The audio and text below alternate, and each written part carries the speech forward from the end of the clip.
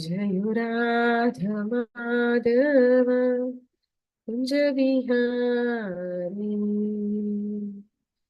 जयो राधा माधव कुंज बिहारी। हरे कृष्णा कृष्ण कृष्ण हरे हरे, हरे राम राम राम हरे हरे। हरे कृष्णा कृष्ण कृष्ण हरे हरे, हरे राम राम राम हरे हरे। हरे कृष्णा कृष्ण कृष्ण हरे हरे, हरे राम राम राम हरे हरे।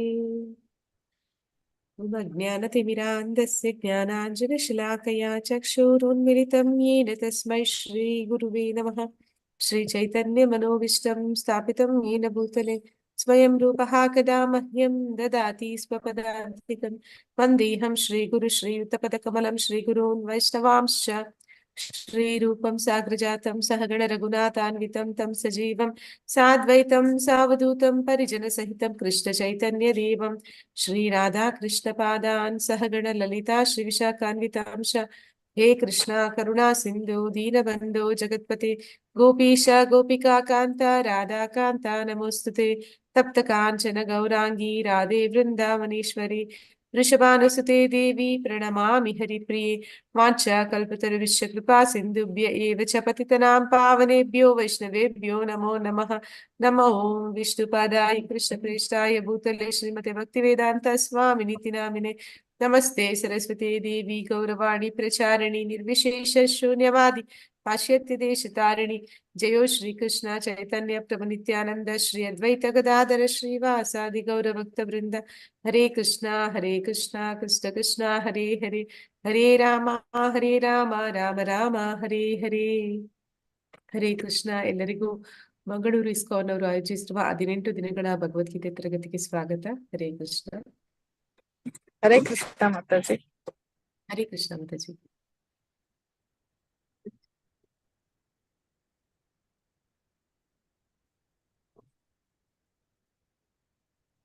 ಮಾತಾಜಿ ಶ್ಲೋಕಗಳು ಹೋಗ್ತೀರಾ? ಹರೇ ಕೃಷ್ಣ. ಮಂಜುಳಾ ಮಾತಾಜಿ. ನಾನ್ ಮಾತಾಡೋದು ನೆಟ್ವರ್ಕ್ ಇಶ್ಯೂಸ್ ಮಾತಾಜಿ? ಅಂದ್ರೆ ತುಂಬಾ ಮಳೆ ಬರ್ತಿದೆ, ಓದ್ತೀನಿ. ಇರ್ಲಿ ಮಾತಾಜಿ, ನಾನೇ ಓದ್ತೀನಿ ಇರಿ. ಅದೇ ಕಟ್ ಬರ್ತಿದ್ದೆ ನಿಮ್ದು, ನಾನು ಓದ್ತೀನಿ. ಕ್ಲಿಯರ್ ಆಗ್ಲಿಲ್ಲ. ಆಯ್ತು, ಓಕೆ ಮಾತಾಜಿ, ನಾನು ಓದ್ತೀನಿ. ಶ್ರೀ ಭಗವಾನುವಾಚ ತ್ರಿವಿಧಾ ಭವತಿ ಶ್ರದ್ಧಾ ದೇಹಿನಾಂ ಸಾ ಸ್ವಭಾವಜ ಸಾತ್ವಿಕಿ ರಾಜಸಿ ಚೈವ ತಾಮಸಿ ಚೇತಿ ತಾಂ ಶೃಣು. ಯಜಂತೆ ಸಾತ್ವಿಕಾ ದೇವಾನ್ ಯಕ್ಷ ರಾಕ್ಷಸಿ ರಾಜಸಃ ಪ್ರೇತಾನ್ ಭೂತಗಣಾಂ ಚಾನ್ಯೇ ಯಜಂತೆ ತಾಮಸ ಜನ.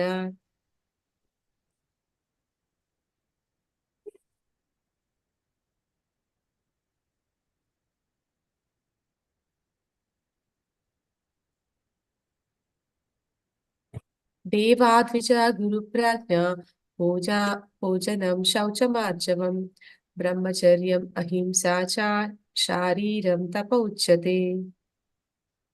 ಅನುದ್ವೇಗಾಕರಂ ವಾಕ್ಯಂ ಸತ್ಯಂ ಹಿತಂ ಚ ಯತ್ ಸ್ವಾಧ್ಯಾಯಾಭ್ಯಾಸನಂ ಚೈವ ವಾನ್ಮಯಂ ತಪ ಉಚ್ಯತೆ.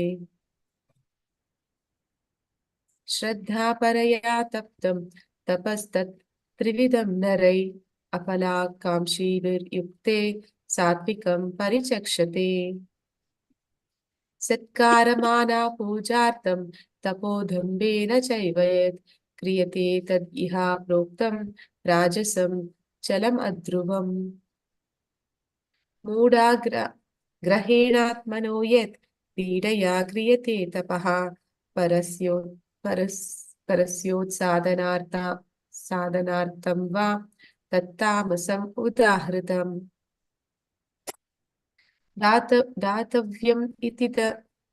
दातव्यम् इति यद्दानं दीयते अनुपकारिणे देशे काले च पात्रे च तद्दानं सात्विकं स्मृतम्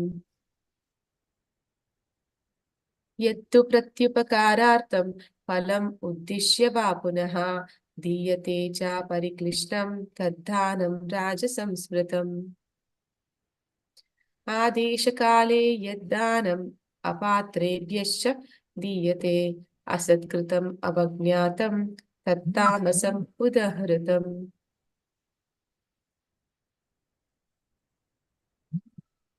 तस्मात् ओम् इति उदहृत्य यज्ञदानातपक्रिया प्रवर्तन्ते विधानोक्ता सततं ब्रह्मवादिनाम्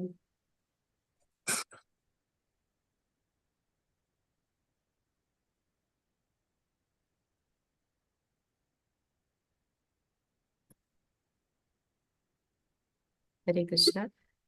ಇವತ್ತಿನ ಅಧ್ಯಾಯ 17. ಅಧ್ಯಾಯದ ಹೆಸರು ಶ್ರದ್ಧಾತ್ರಯ ವಿಭಾಗ ಯೋಗ, ಅಂದ್ರೆ ಶ್ರದ್ಧೆಯಲ್ಲಿ ಇರುವಂತಹ ಪ್ರಭೇದಗಳು. ಅದಕ್ಕೂ ಮೊದಲು ನಿನ್ನೆ ಯಾವ ಅಧ್ಯಾಯವನ್ನ ತಿಳ್ಕೊಂಡ್ವಿ ಅಂತ ಒಂದು ಸತಿ ಹರೇ ಕೃಷ್ಣ.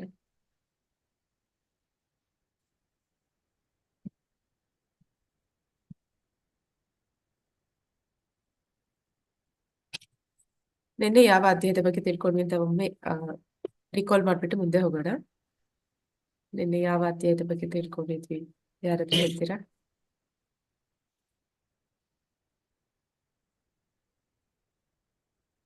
ಹರೇ ಕೃಷ್ಣ. ಆ ಕಡೆ ಹೋಗಿ.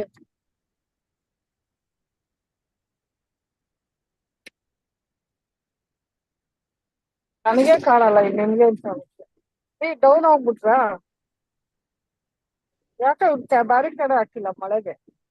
ನೋಡಿ ಅಲ್ಲಿ ನೀರ್ ತುಂಬ್ಕೊಂಡೈತೆ.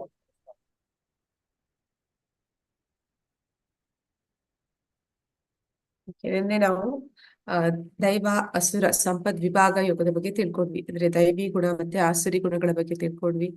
ಆ ದೈವಿ ಗುಣದಲ್ಲಿ 26 ಗುಣಗಳ ಬಗ್ಗೆ ಪರಮಾತ್ಮ ಮೊದಲ 3 ಶ್ಲೋಕಗಳಲ್ಲಿ ತಿಳಿಸ್ತಾನೆ. ನಂತರ ಅವನು ಆಸುರಿ ಗುಣಗಳ ಬಗ್ಗೆ ಹೇಳ್ತಾನೆ. ಉಳಿದೆಲ್ಲ ಶ್ಲೋಕಗಳು ಆಸುರಿ ಗುಣದ ಬಗ್ಗೆ ಹೆಚ್ಚಾಗಿ ಇರುತ್ತೆ.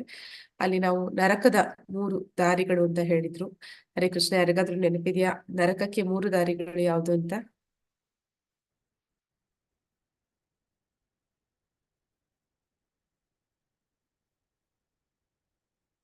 ಯಾವುದೆಲ್ಲ ನರಕದ ದ್ವಾರಗಳು, 3 ದ್ವಾರಗಳು?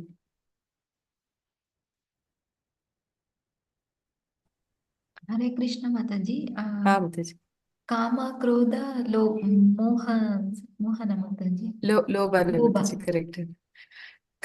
ಕಾಮಕ್ಕೆ ನಾವು ಉದಾಹರಣೆಗೆ ರಾವಣನ್ನ ತಗೊಂಡ್ವಿ. ನಂತರ ಕ್ರೋಧಕ್ಕೆ ಹಿರಣ್ಯಕಶಿಪು, ನಂತರ ಲೋಭಕ್ಕೆ ದುರ್ಯೋಧನನ್ನ ತಗೊಂಡ್ವಿ. ಹೀಗೆ ಅದು ಒಬ್ಬ ವ್ಯಕ್ತಿಯ ಆತ್ಮಜ್ಞಾನಿಗೆ ಅವು ಕಾರಣ ಆಗುತ್ತೆ. ನರಕದ 3 ದ್ವಾರಗಳು ಅಂತ ಅಲ್ಲಿ ನಾವು ತಿಳ್ಕೊಂಡಿದ್ವಿ. ಹೀಗೆ ದೈವಿ ಗುಣ ಮತ್ತೆ ಆಸುರಿ ಗುಣದವರು ಯಾವ ರೀತಿ ಅವ್ರು ಇರ್ತಾರೆ, ಮತ್ತೆ ಭಗವಂತ ಅಂತಹ ಆಸುರಿ ಗುಣದವರನ್ನ ಹೇಗೆ ಅವನು ಮತ್ತೆ ಮತ್ತೆ ಅಧೋ ಲೋಕಗಳಿಗೆ ಕಳಿಸ್ತಾನೆ ಅಂತವ್ರು ಯಾವತ್ತೂ ಭಗವಂತನ ಹತ್ರಕ್ಕೆ ಹೋಗ್ಲಿಕ್ಕೆ ಸಾಧ್ಯ ಆಗೋದಿಲ್ಲ. ಮತ್ತೆ ಯಾರು ಭಗವಂತನನ್ನ ತಿಳ್ಕೊಂಡಿದ್ದಾರೆ ಅವರು ಸದಾ ಭಗವಂತನ ಆರಾಧನೆಯಲ್ಲಿ ತೊಡಗ್ತಾರೆ. ಆದ ಕಾರಣ ಸುಲಭವಾಗಿ ಅವರು ಈ ಬಂಧನದಿಂದ, ಭವಸಾಗರದಿಂದ ಮುಕ್ತಿಯನ್ನು ಹೊಂದುತ್ತಾರೆ. ಇವೆಲ್ಲವನ್ನು ಕೂಡ ನಾವು ನಿನ್ನೆಯ ಅಧ್ಯಾಯದಲ್ಲಿ ತಿಳ್ಕೊಂಡಿದ್ವಿ. ಇವತ್ತಿನ ಅಧ್ಯಾಯ 17 ಶ್ರದ್ಧಾತ್ರಯ ವಿಭಾಗ ಯೋಗ ಅಂತ ಇದ್ರ ಹೆಸರು. ಶ್ರದ್ಧೆಯ ಪ್ರಭೇದಗಳು. ಹರೇ ಕೃಷ್ಣ, ಯಾರಾದ್ರೂ ಹೇಳ್ತೀರಾ ಶ್ರದ್ಧೆ ಅಂದ್ರೆ ಏನು ಅಂತ?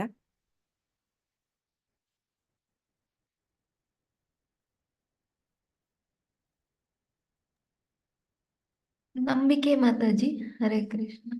ಧನ್ಯವಾದಗಳು ಮಾತಾಜಿ. ಶ್ರದ್ಧೆ ಅಂದ್ರೆ ಇಲ್ಲಿ ನಂಬಿಕೆ.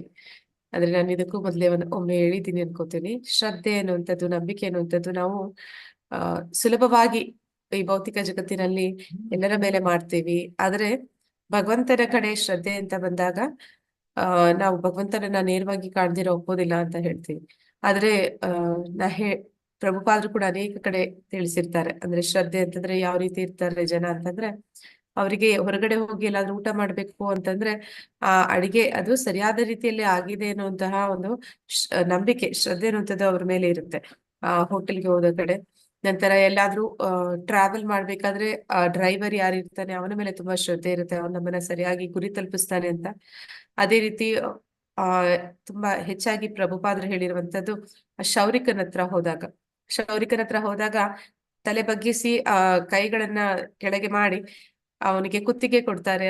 ಅವನ ಅಂದ್ರೆ ಅವರ ಒಂದು ಕೂದಲನ್ನ ಕತ್ತರಿಸ್ಲಿಕ್ಕೆ. ಆದ್ರೆ ಆ ಕತ್ತರಿಸ್ಲಿಕ್ಕೆ ಇರುವಂತಹ ಒಂದು ಬ್ಲೇಡ್ ಏನಿದೆ ಅದೆಷ್ಟು ಶಾರ್ಪ್ ಇದೆ ಅಂದ್ರೆ ಆ ವ್ಯಕ್ತಿ ಸುಲಭವಾಗಿ ಆ ಮನುಷ್ಯನ ಕುತ್ತಿಗೆನ ಕಟ್ ಮಾಡ್ಬೋದು. ಆದ್ರೆ ಅವನ ಮೇಲೂ ಕೂಡ ಅಷ್ಟೊಂದು ಶ್ರದ್ಧೆ ಅನ್ನುವಂಥದ್ದನ್ನ ಜನ ಇಟ್ಟಿರ್ತಾರೆ ಅಂತ. ಹಾಗೆ ನಾವು ಯಾವುದೇ ಒಂದು ಅಂಗಡಿಗೆ ಹೋದ್ರು ಕೂಡ ಏನಾದ್ರೂ ಒಂದು ಪರ್ಚೇಸ್ ಮಾಡ್ತೀವಿ ಅಂದ್ರೆ ನಾವು ಯಾವಾಗ್ಲೂ ಒಂದು ಅಂಗಡಿನ ಯಾವಾಗ್ಲೂ ಅವ್ರನ್ನ ನಂಬ್ತೀವಿ. ಅಂದ್ರೆ ಅವರು ನಮ್ಗೆ ಮೋಸ ಮಾಡೋದಿಲ್ಲ, ಮತ್ತೆ ಅಲ್ಲಿ ಸರಿಯಾದ ಪದಾರ್ಥಗಳನ್ನೇ ಕೊಡ್ತಾರೆ. ಹೀಗೆ ಪ್ರತಿಯೊಂದು ಜೀವನದಲ್ಲಿ ಪ್ರತಿಯೊಂದು ಕೂಡ ಶ್ರದ್ಧೆ ಅನ್ನೋದು ಇಲ್ದಿರ ನಮ್ಮ ಬದುಕು ಸಾಗೋದಿಲ್ಲ. ಆದ್ರೆ ಭಗವಂತನ ವಿಚಾರ ಬಂದಾಗ ಶ್ರದ್ಧೆ ಅನ್ನುವಂಥದ್ದು ಜನರಲ್ಲಿ ತೀರ ಕಡಿಮೆ ಆಗ್ತಿದೆ ಅನ್ನೋದನ್ನ ಪ್ರಭುಪಾದರು ಕೂಡ ಹೇಳಿ ವಿಷಾದ ಪಡ್ತಾರೆ. ಇಲ್ಲಿ ಶ್ರದ್ಧಾತ್ರಯ ವಿಭಾಗ ಯೋಗ ಅಂದ್ರೆ ಬೇರೆ ಬೇರೆ ನಂಬಿಕೆಗಳು, ಅದರ ಮೇಲೆ ಜನ ಯಾವ ರೀತಿ ಬೇರೆ ಬೇರೆ ಒಂದು ಉಪಾಸನೆಗಳನ್ನ ಮಾಡ್ತಾರೆ ಅನ್ನೋದನ್ನ ಈ ಅಧ್ಯಾಯದಲ್ಲಿ ಪ್ರಾರಂಭದಲ್ಲಿ ನಾವು ನೋಡೋಣ.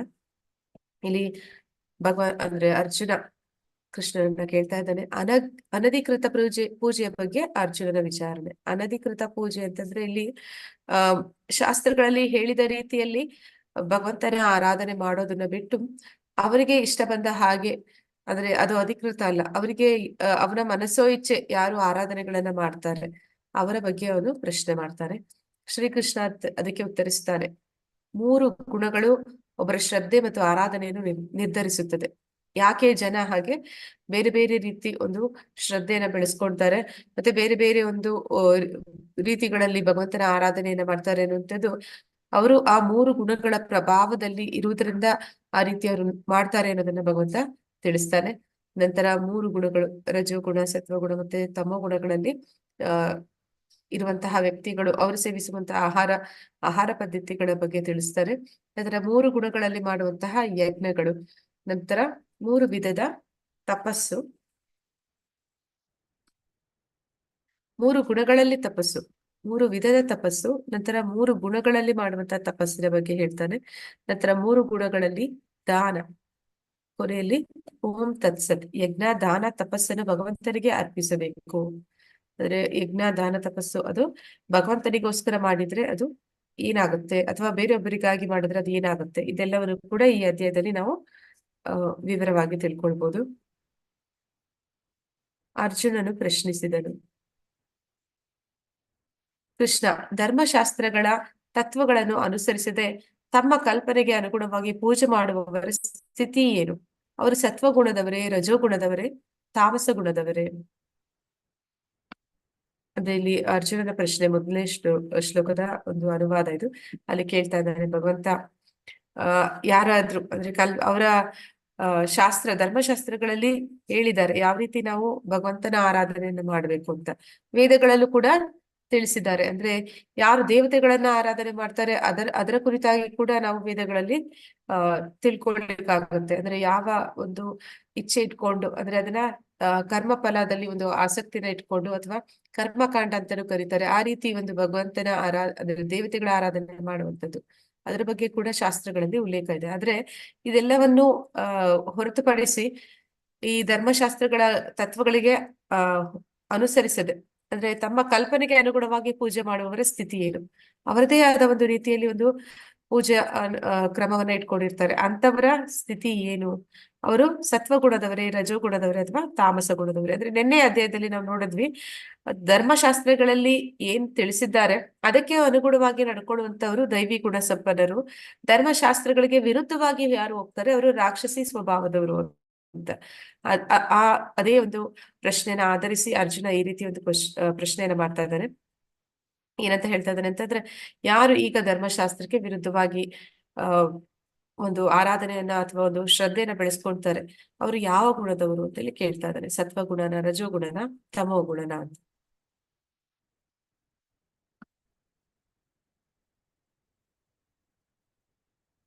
ಶ್ರೀ ಭಗವಾನುವಾಚ ತ್ರಿವಿಧ ಭವತಿ ಶ್ರದ್ಧಾ ದೇಹಿನಾಂ ಸಾ ಸ್ವಭಾವಜ ಸಾತ್ವಿಕಿ ರಾಜಸಿ ಚೈವ ತಾಮಸಿ ಚೇತಿ ತಾಂ ಶೃಣು.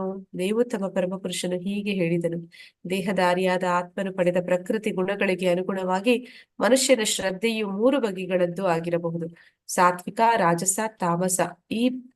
ಈಗ ಆ ಬಗ್ಗೆ ಕೇಳು. ಅಂದ್ರೆ ನಾವು ಈ 3 ಗುಣಗಳಲ್ಲಿ ಇರುವ ಕಾರಣ ನಮ್ಮ ನಂಬಿಕೆ, ನಮ್ಮ ಆಹಾರ ಪದ್ಧತಿ, ನಮ್ಮ ಒಂದು ಜೀವನ ಕ್ರಮ ಎಲ್ಲವೂ ಕೂಡ ಬೇರೆ ಬೇರೆ ರೀತಿ ಇರುತ್ತೆ ಅನ್ನೋದನ್ನ ಈ ಅಧ್ಯಾಯದಲ್ಲಿ ನಾವು ತಿಳ್ಕೊತೀವಿ. ಇಲ್ಲಿ ಭಗವಂತ ಕೂಡ ಅದನ್ನೇ ಹೇಳ್ತಾ ಇದ್ದಾನೆ. ಯಾವ ಯಾವ ಗುಣದಲ್ಲಿ ವ್ಯಕ್ತಿ ಇದ್ದಾನೆ, ಆಯಾ ಗುಣಕ್ಕೆ ತಕ್ಕ ಹಾಗೆ ಅವನ ಒಂದು ಜೀವನದ ಮಹತ್ವ ಅನ್ನೋದು ಇರುತ್ತೆ ಅಂತ. ಅವ್ರು ಯಾವ ವಿಷಯಕ್ಕೆ ಮಹತ್ವ ಕೊಡ್ತಾನೆ, ಅದಕ್ಕಾಗಿ ಅವನು ಯಾವ ರೀತಿ ಒಂದು ಜೀವನ ಕ್ರಮವನ್ನ ಹೊಂದಿರ್ತಾನೆ ಅನ್ನೋದನ್ನ ತಿಳಿಸ್ಕೊಡ್ತಾ ಇದ್ದಾರೆ. ಇಲ್ಲಿ ತಮೋ ಗುಣದ ಬಗ್ಗೆ ಏನು ಕೊಟ್ಟಿಲ್ಲ. ತಮೋ ಗುಣ ಅವರಲ್ಲಿ ಯಾವುದೇ ರೀತಿಯ ಶ್ರದ್ಧೆ ಇರೋದಕ್ಕೆ ಸಾಧ್ಯ ಇಲ್ಲ, ಯಾಕಂದ್ರೆ ಅತಿಯಾದ ಸೋಮಾರಿಗಳಾಗಿರ್ತಾರೆ. ಅದಕ್ಕಾಗಿ ಇಲ್ಲಿ ಸತ್ವ, ರಜಸ್ಸು ಮತ್ತೆ ಶುದ್ಧ ಸತ್ವದ ಬಗ್ಗೆ ಕೊಟ್ಟಿದ್ದಾರೆ. ಸತ್ವಗುಣ ಅಂದ್ರೆ ಸತ್ವಗುಣದಲ್ಲಿ ಇರುವಂತವರು ಅವರು ಯಾವುದಕ್ಕೆ ಪ್ರಾಮುಖ್ಯತೆಯನ್ನ ಕೊಡ್ತಾರೆ ಅಂದ್ರೆ ಅವರು ಜ್ಞಾನಕ್ಕೆ ಪ್ರಾಮುಖ್ಯತೆಯನ್ನು ಕೊಡ್ತಾರೆ. ಯಾರು ಸತ್ವಗುಣದಲ್ಲಿ ಇರ್ತಾರೆ, ನಾವು ಬ್ರಹ್ಮಪುಚ್ಛದಲ್ಲೂ ನೋಡ್ತೀವಿ, ಯಾರು ಸತ್ವಗುಣದಲ್ಲಿ ಇರ್ತಾರೆ ಅವರು ಮನೋಮಯ ಕೋಶ ಮತ್ತೆ ಮನೋಮಯ ಕೋಶ ಮತ್ತೆ ವಿಜ್ಞಾನಮಯ ಕೋಶದಲ್ಲಿ ಇರ್ತಾರೆ, ಜ್ಞಾನಮಯ ಕೋಶದಲ್ಲಿ ಇರ್ತಾರೆ ಅಂತ. ಹಾಗೆ ಇವರು ಹೆಚ್ಚು ಜ್ಞಾನಕ್ಕೆ ಅಂದ್ರೆ ಅಧ್ಯಯನ ಮಾಡ್ತಾರೆ. ಅವರು ಶಾಸ್ತ್ರಗಳ ಅಧ್ಯಯನ ಮಾಡ್ಕೋತಾರೆ ಮತ್ತೆ ತಿಳಿಯೋ ಪ್ರಯತ್ನ ಮಾಡ್ತಾರೆ. ಸತ್ವಗುಣದಲ್ಲಿರುವಂತವ್ರು ಭಗವಂತನ ವಿಚಾರವಾಗಿ ಮತ್ತೆ ಆಧ್ಯಾತ್ಮಿಕ ವಿಷಯಗಳ ಬಗ್ಗೆ ಅವರು ಒಂದು ಆಸಕ್ತಿಯನ್ನ ಹೊಂದಿರ್ತಾರೆ. ಅವರ ಒಂದು ಜೀವನದ ಮೂಲ ಗುರಿ ಏನಾಗಿರುತ್ತೆ ಅಂತಂದ್ರೆ ಅದು ಮುಕ್ತಿ ಅಂತಂದ್ರೆ ಭಗವಂತನಲ್ಲಿ ಅಂದ್ರೆ ಸಾಯುಜ್ಯ ಮೋಕ್ಷವನ್ನ ಹೊಂದುವಂಥದ್ದು, ಬ್ರಹ್ಮನ್ನಲ್ಲಿ ಲೀನವಾಗುವಂಥದ್ದು. ಈ ಸತ್ವಗುಣದಲ್ಲಿ ಇರುವಂತವರು ಹೆಚ್ಚಾಗಿ ನಿರಾಕಾರವಾದಿಗಳು, ಮಾಯವಾದಿಗಳು ಆಗಿರ್ತಾರೆ. ಮತ್ತೆ ರಜೋಗುಣದಲ್ಲಿ ಇರುವಂತವ್ರು ಅವರಿಗೆ ಅತಿಯಾದ ಆಸೆ, ಬಯಕೆ ಇರುವ ಕಾರಣ ಯಾವಾಗ್ಲೂ ಕರ್ಮಕ್ಕೆ ಬದ್ಧರಾಗಿರ್ತಾರೆ. ಆದ ಕಾರಣ ಅವರು ಸದಾ ಕೆಲಸಗಳನ್ನ ಮಾಡ್ತಾ ಇರ್ತಾರೆ. ಅವರಿಗೆ ಆ ಆಸೆಗೆ ಕೊನೆ ಅನ್ನೋದೇ ಇರೋದಿಲ್ಲ. ಒಂದಾದ ಮೇಲೆ ಇನ್ನೊಂದು ಆಸೆಗಳದು ಬರ್ತಾನೆ ಇರುತ್ತೆ. ಮತ್ತೆ ಅವರು ಎಲ್ಲಿಗೆ ಹೋಗಿ ಸೇರ್ತಾರೆ ಅಂತಂದ್ರೆ ಅವರು ಈ ದೇಹ ತ್ಯಾಗ ಆದ ಮೇಲೆ ಅವರು ಕಾಮ್ಯ ಕರ್ಮಗಳನ್ನ ಮಾಡ್ತಾರೆ. ಅಂದ್ರೆ ಕೆಲವೊಂದು ಸಲ ಈ ರಜೋಗುಣದಲ್ಲಿ ಇರುವಂತವ್ರು ಕೆಲವೊಂದು ಆರಾಧನೆಗಳನ್ನು ಕೂಡ ಮಾಡ್ತಾರೆ. ಅಂದ್ರೆ ಅವರು ಫಲದ ಮೇಲೆ ಅವ್ರಿಗೆ ಇಚ್ಛೆ ಇರುತ್ತೆ. ಕರ್ಮಕಾಂಡ ಅಂತಾರೆ, ದೇವತೆಗಳ ಆರಾಧನೆ ಮಾಡುವಂಥದ್ದು. ಆ ರೀತಿ ಮಾಡೋದ್ರಿಂದ ಅವರು ಎಲ್ಲಿಗೆ ಹೋಗ್ತಾರೆ ಅಂದ್ರೆ ಸ್ವರ್ಗ ಲೋಕಗಳಿಗೆ ಹೋಗಿ ಸೇರ್ತಾರೆ. ಮತ್ತೆ ಯಾರು ಶುದ್ಧ ಸತ್ವದಲ್ಲಿ ಇರ್ತಾರೆ ಅವರು ಭಗವಂತನ ಶುದ್ಧ ಭಕ್ತರಾಗಿರ್ತಾರೆ. ಅವರ ಜೀವನದ ಒಂದು ಗುರಿ ಏನಾಗಿರುತ್ತೆ ಅಂತಂದ್ರೆ ಭಗವಂತನ ಪ್ರೇಮವನ್ನ ಗಳಿಸುವಂಥದ್ದು. ಭಕ್ತಿ ಅಂದ್ರೆ ಪ್ರೇಮ ಆಗಿರುತ್ತೆ. ಹಾಗೆ ಭಗವಂತನ ಭಕ್ತಿ ಮಾಡ್ತಾ ಅವರು ಭಗವಂತನ ಪ್ರೇಮವನ್ನ ಗಳಿಸೋ ಪ್ರಯತ್ನವನ್ನ ಮಾಡ್ತಾರೆ. ಕೊನೆಗೆ ಅವರು ಈ ಐಹಿಕ ಜಗತ್ತನ್ನ ಅವರು ತೊರೆದಾಗ ಅವರು ಭಗವಂತನ ಧಾಮಕ್ಕೆ ಹಿಂದಿರುತ್ತಾರೆ. ಇದು ಅವರ ಜೀವನದ ಮೂಲ ಉದ್ದೇಶ ಆಗಿರುತ್ತೆ. ಹೀಗೆ 3 ಗುಣಗಳಲ್ಲಿ ಅಂದ್ರೆ ಈಗ ಸತ್ವಗುಣ, ರಜೋಗುಣ ಇವೆರಡು ಕೂಡ ಭೌತಿಕ ಜಗತ್ತಿನಲ್ಲಿ ಬಂಧನಕ್ಕೆ ಕಾರಣವಾಗುತ್ತೆ. ಆದ್ರೆ ಶುದ್ಧ ಸತ್ವ ಅದು ಭೌತಿಕ ಜಗತ್ತಿನಿಂದ ಬಿಡುಗಡೆಯನ್ನ ಹೊಂದುವುದಕ್ಕೆ ಒಂದು ಸಹಾಯ ಮಾಡುವಂತಹದ್ದು. ಅಂದ್ರೆ ಈ 3 ಗುಣಗಳನ್ನ ಮೀರಿದ ಗುಣ ಅಂತಂದ್ರೆ ಅದು ಶುದ್ಧ ಸತ್ವ. ಇವರು ಕೃಷ್ಣ ಪ್ರೇಮದಲ್ಲಿ ಭಗವಂತನ ಒಂದು ಜೊತೆ ಒಂದು ಸಂಪರ್ಕವನ್ನ ಏರ್ಪಡಿಸಿಕೊಂಡು ಆನಂದವನ್ನ ಪಡಿತಾರೆ. ಹೀಗೆ 3 ರೀತಿಯ ಶ್ರದ್ಧೆ ಇರುವಂತವರ ಬಗ್ಗೆ ಮತ್ತೆ ಅವರು ಸೇರುವಂತಹ ಒಂದು ಗಮ್ಯಸ್ಥಾನದ ಬಗ್ಗೆ ಇಲ್ಲಿ ತಿಳಿಸ್ಕೊಟ್ಟಿದ್ದಾರೆ.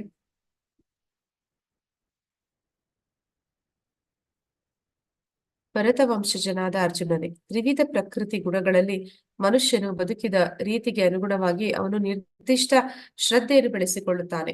ಜೀವಿಯು ಗಳಿಸಿಕೊಂಡ ಗುಣಗಳಿಗೆ ಅನುಗುಣವಾಗಿ ಅವನು ಒಂದು ನಿರ್ದಿಷ್ಟ ಶ್ರದ್ಧೆಯನ್ನು ಎಂದು ಹೇಳುತ್ತಾರೆ. ಅಂದ್ರೆ ಈ 3 ಗುಣಗಳು ಎನ್ನುವಂಥದ್ದು ಅದು ಭೌತಿಕ ಜಗತ್ತಿನಲ್ಲಿ ಎಷ್ಟು ಪ್ರಬಲವಾದ್ದು ಅಂತಂದ್ರೆ ಅದು ನಮ್ಮ ಅದನ್ನ ನಾವು ನೋಡಿದ್ವಿ ಇಲ್ಲಿ. ನಮ್ಮ ಜೀವನದ ಒಂದು ಧ್ಯೇಯ ಅನ್ನೋದನ್ನೇ ಅದು ಬದಲಾಯಿಸುತ್ತೆ. ಮತ್ತೆ ನಮ್ಮ ಜೀವನ ಕ್ರಮವನ್ನ ಅದು ಬದಲಾಯಿಸುತ್ತೆ. ಈ ಎಲ್ಲವೂ ಕೂಡ ಆ ಗುಣಗಳ ಪ್ರಭಾವದಲ್ಲಿಯೇ ನಡೀತಾ ಇರುತ್ತೆ ಅನ್ನೋದನ್ನ ಇಲ್ಲಿ ತಿಳಿಸ್ತಾ ಇದ್ದಾರೆ. ಅಂದ್ರೆ ನಾವು ಯಾವುದೇ ಒಂದು ಶ್ರದ್ಧೆನ ಬೆಳೆಸ್ಕೊತಾ ಇದೀವಿ ಅಂದ್ರೆ ಯಾವ್ದಾದ್ರೂ ಒಂದು ದೇವತೆಗಳಿಗೆ ಆಗ್ಲಿ ಅಥವಾ ದೇವೋತ್ತಮ ಪರಮ ಪುರುಷನಿಗೆ ಆಗ್ಲಿ ನಾವು ಒಂದು ಅವರಲ್ಲಿ ಒಂದು ಶ್ರದ್ಧೆನ ಬೆಳೆಸ್ಕೊಳ್ತೀವಿ ಅಂದ್ರೆ ಈ 3 ಗುಣಗಳು ನಮ್ಮಲ್ಲಿ ಆ ಪ್ರಭಾವವನ್ನ ಬೀರ್ತಾ ಇರುತ್ತೆ. ಅದನ್ನ ಇಲ್ಲಿ ತಿಳಿಸ್ತಾ ಇದ್ದಾರೆ. ಅಂದ್ರೆ ನಾವು ತಮೋಗುಣದಲ್ಲಿ ಇರುವಂತವ್ರದ್ದು ಶ್ರದ್ಧೆ ಅದು ಮುಂದೆ ನಾವು ನೋಡ್ತೀವಿ ಯಾವ ರೀತಿ ಇರುತ್ತೆ ಅಂತಂದ್ರೆ, ಅವರು ತಮೋ ಗುಣದಲ್ಲಿ ಇರುವ ಕಾರಣ ಅವರ ಶ್ರದ್ಧೆ ಮತ್ತೆ ಅವರ ಆರಾಧನೆ ಕೂಡ ಅಂಥದೇ ರೀತಿಯಲ್ಲಿ ಇರುತ್ತೆ. ಆ ಇಲ್ಲಿ ಹೆಚ್ಚಾಗಿ ಅದ್ರ ಬಗ್ಗೆ ಕೊಟ್ಟಿಲ್ಲ. ಆದ್ರೆ ಸತ್ವಗುಣ, ರಜೋಗುಣ ಮತ್ತೆ ಶುದ್ಧ ಸತ್ವದ ಬಗ್ಗೆ ಕೊಟ್ಟಿದ್ದಾರೆ. ರಜೋಗುಣದಲ್ಲಿ ಇರುವಂತವರು ನಮ್ಗೆ ಈಗಾಗಲೇ ಗೊತ್ತಿದೆ, 3 ರೀತಿಯ ಗುಣಗಳಲ್ಲಿ ಜನರು ಇದ್ದಾಗ ಅವ್ರಿಗೆ ಯಾವ ರೀತಿ ಅವರು ಅಂದ್ರೆ ಈ 3 ಗುಣಗಳು ಕೂಡ ವ್ಯಕ್ತಿಯನ್ನ ಬಂಧನಕ್ಕೆ ಒಳಪಡಿಸುತ್ತೆ. ಸತ್ವಗುಣದವರು ಜ್ಞಾನದಿಂದ ಬಂಧನಕ್ಕೆ ಒಳಗಾಗ್ತಾರೆ. ಆ ಜ್ಞಾನ ಅನ್ನುವಂಥದ್ದು ಹೆಚ್ಚಿದಾಗ ಅವರು ಸುಖದ ಅನುಭವವನ್ನು ಪಡಿತಾರೆ. ನಂತರ ಜ್ಞಾನ ಅನ್ನೋದು ಹೆಚ್ಚಿದಾಗ ಅವರು ಕೆಲವೊಂದು ಸಲ ಅದರ ಅಹಂಕಾರದಿಂದ ರಜೋಗುಣಕ್ಕೂ ಕೂಡ ಬೀಳಬಹುದು. ಹೀಗೆ ಅವರು ಸತ್ವಗುಣದವರು ಕೂಡ ಜ್ಞಾನದ ಒಂದು ಕಾರಣದಿಂದ ಬಂಧನಕ್ಕೆ ಒಳಗಾಗ್ತಾರೆ. ಮತ್ತೆ ರಜೋಗುಣದವರು ಅವರು ಕಾಮ್ಯ ಕರ್ಮಗಳಲ್ಲಿ ತೊಡಗುತ್ತಾರೆ. ಅಂದ್ರೆ ಅವರಿಗೆ ಕರ್ಮದಲ್ಲಿ ಅಂದ್ರೆ ಅವ್ರಿಗೆ ಒಂದು ಫಲಾಪೇಕ್ಷೆ ಅನ್ನುವಂಥದ್ದು ಇರುತ್ತೆ, ಬಯಕೆಗಳು ಹೆಚ್ಚು ಇರುತ್ತೆ. ಆದ ಕಾರಣ ಅವರು ಅದನ್ನ ಈಡೇರಿಸಿಕೊಳ್ಳೋದಕ್ಕೆ ಸದಾ ಕೆಲಸದಲ್ಲಿ ಮಗ್ನರಾಗಿರ್ತಾರೆ. ಹೀಗೆ ಕರ್ಮ ಅನ್ನುವಂಥದ್ದು ಅವರನ್ನ ಬಂಧಿಸುತ್ತೆ. ಆದ್ರೆ ಯಾರು ಶುದ್ಧ ಸತ್ವದಲ್ಲಿ ಇದ್ದಾರೆ ಅವರಿಗೂ ಕೂಡ ಒಂದು ಬಂಧನ ಇದೆ. ಅಂದ್ರೆ ಭಗವಂತನ ಭಕ್ತಿ ಮಾಡುವಂತಹ, ಭಗವಂತನ ಪ್ರೇಮವನ್ನು ಗಳಿಸುವಂತಹ ಒಂದು ಆಸಕ್ತಿ ಅವರಲ್ಲಿ, ಶ್ರದ್ಧೆ ಅವರಲ್ಲಿ ಹೆಚ್ಚಿರುತ್ತೆ. ಆದ ಕಾರಣ ಅವರು ಭಗವಂತನನ್ನ ಈ ಭೌತಿಕ ಜಗತ್ತಿನ ಗುಣಗಳಿಂದ ಮೀರಿ ಅವರು ಶುದ್ಧ ಸತ್ವಕ್ಕೆ ಹೋಗಿ ಭಗವಂತನ ಜೊತೆ ಸಂಪರ್ಕವನ್ನ ಏರ್ಪಡಿಸ್ಕೋತಾರೆ.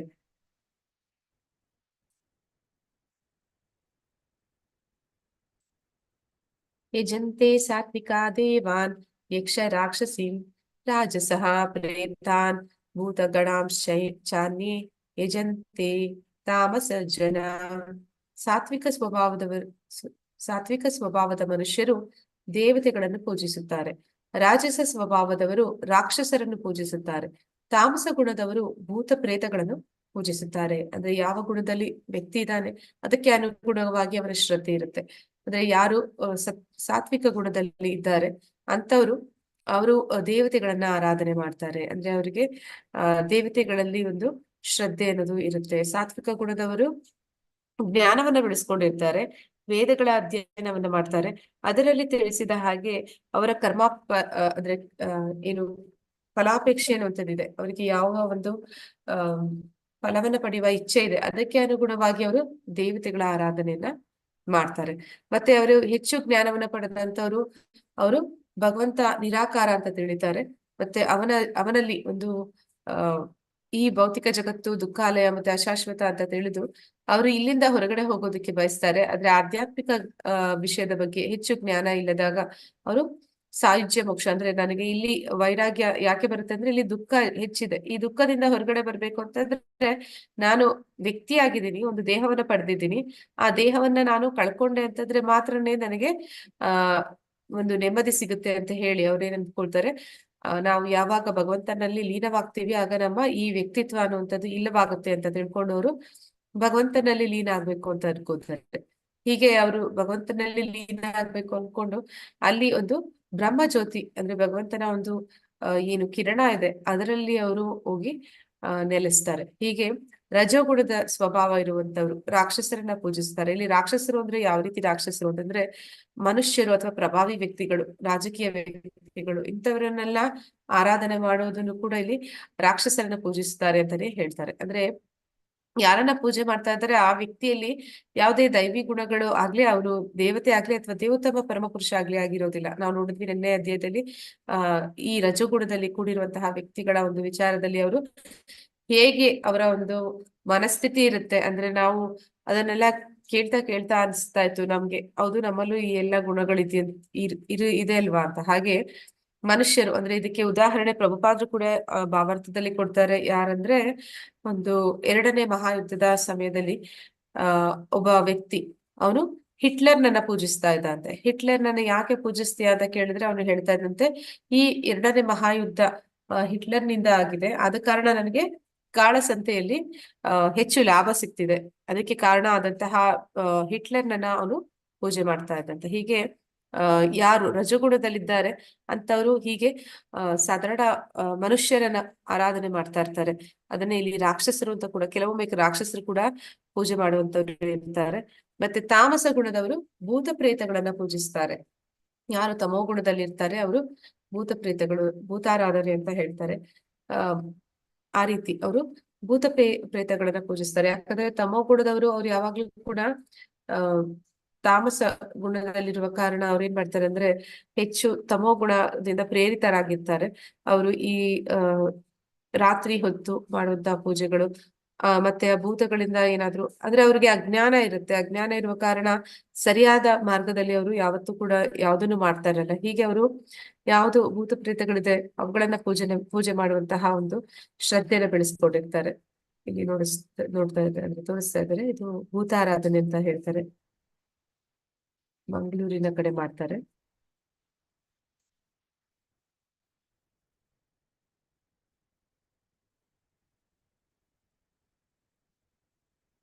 ಅವರು ಶಾಸ್ತ್ರದಲ್ಲಿ ವಿಧಿಸದಿರುವ ಘೋರ ತಪಸ್ಸುಗಳನ್ನು ಆಚರಿಸುತ್ತಾರೆ. ಇವನ್ನು ಅವರು ಜಂಬ ಮತ್ತು ಅಹಂಕಾರಗಳಿಂದ ಮಾಡುತ್ತಾರೆ. ಕಾಮ ಮತ್ತು ಮೋಹಗಳೇ ಅವರಿಗೆ ಪ್ರೇರಣೆ. ಅವರು ಮೂರ್ಖರು ಮತ್ತು ದೇಹದ ಭೌತಿಕ ಅಂಶಗಳನ್ನು ಒಳಗೆ ವಾಸಿಸುವ ಪರಮಾತ್ಮನನ್ನು ಹಿಂಸಿಸುತ್ತಾರೆ. ಇಂಥವರು ನಿಶ್ಚಯವಾಗಿ ಅಸುರರು ಮಾಡುವಂತಹ ಒಂದು ತಪಸ್ಸಿನ ಬಗ್ಗೆ ಇಲ್ಲಿ ತಿಳಿಸ್ತಾ ಇದ್ದಾರೆ. ಅಸುರರು ಇಂತಹ ತಪಸ್ಸನ್ನ ಮಾಡ್ತಾರೆ ಅಂದ್ರೆ ಅವರು ಘೋರ ತಪಸ್ಸನ್ನ ಮಾಡ್ತಾರೆ ಅಂತ ಹೇಳ್ತಾರೆ. ಇಲ್ಲಿ ನಾವು ನೋಡ್ತಾ ಇದ್ದೀವಿ ಹಿರಣ್ಯಕಶಿಪು, ರಾವಣ ಇಂಥವರೆಲ್ಲ ಮಾಡ್ತಿದ್ದಂತಹ ತಪಸ್ಸು ಅದು ಯಾವ ರೀತಿ ಇರ್ತಿತ್ತು ಅಂತ. ಅವ್ರು ಮಾಡ್ತಿದ್ದಂತಹ ತಪಸ್ಸು ಎಲ್ಲೂ ಶಾಸ್ತ್ರಗಳಲ್ಲಿ ಹೇಳಿರುವಂತದ್ದಲ್ಲ. ಅವರು ಅವರದೇ ಒಂದು ರೀತಿಯಲ್ಲಿ ಮಾಡ್ತಿರುವಂತದ್ದು. ಶಾಸ್ತ್ರದಲ್ಲಿ ವಿಧಿಸದಿರುವ ಘೋರ ತಪಸ್ಸುಗಳು ಅಂದ್ರೆ ಅವರು ನಾವು ನೋಡ್ತಾ ಇದೀವಿ ಅವ್ರ ತಲೆನ ಮಣ್ಣಿನಲ್ಲಿ ಇರಿಸಿರುವಂತದ್ದು. ಅಥವಾ ಇಲ್ಲಿ ಹಿರಣ್ಯಕಶಿಪು ತಪಸ್ ಮಾಡುವಾಗ ಅವನ ಅರ್ಧ ದೇಹವನ್ನ ಆಗಲೇ ಏನಂತಾರೆ ಇರುವೆಗಳು, ಗೆದ್ದಿಲುಗಳು ಅದು ತಿಂದಿ ಹಾಕಿತ್ತು. ಅಷ್ಟೊಂದು ಆ ದೇಹಕ್ಕೆ ಮನಸ್ಸಿಗೆ ಅಷ್ಟೆಲ್ಲ ನೋವು ಕೊಡ್ತಾರೆ. ಅದು ಯಾವುದೇ ಒಂದು ಶಾಸ್ತ್ರಗಳಲ್ಲಿ ಹೇಳಿರುವಂತಹ ತಪಸ್ಸದು ಆಗಿರೋದಿಲ್ಲ. ಮತ್ತೆ ಅವರನ್ನೇ ಒಂದು ಆಹುತಿಯಾಗಿ ಕೊಡ್ತಾರೆ ಅವರ ದೇಹವನ್ನ.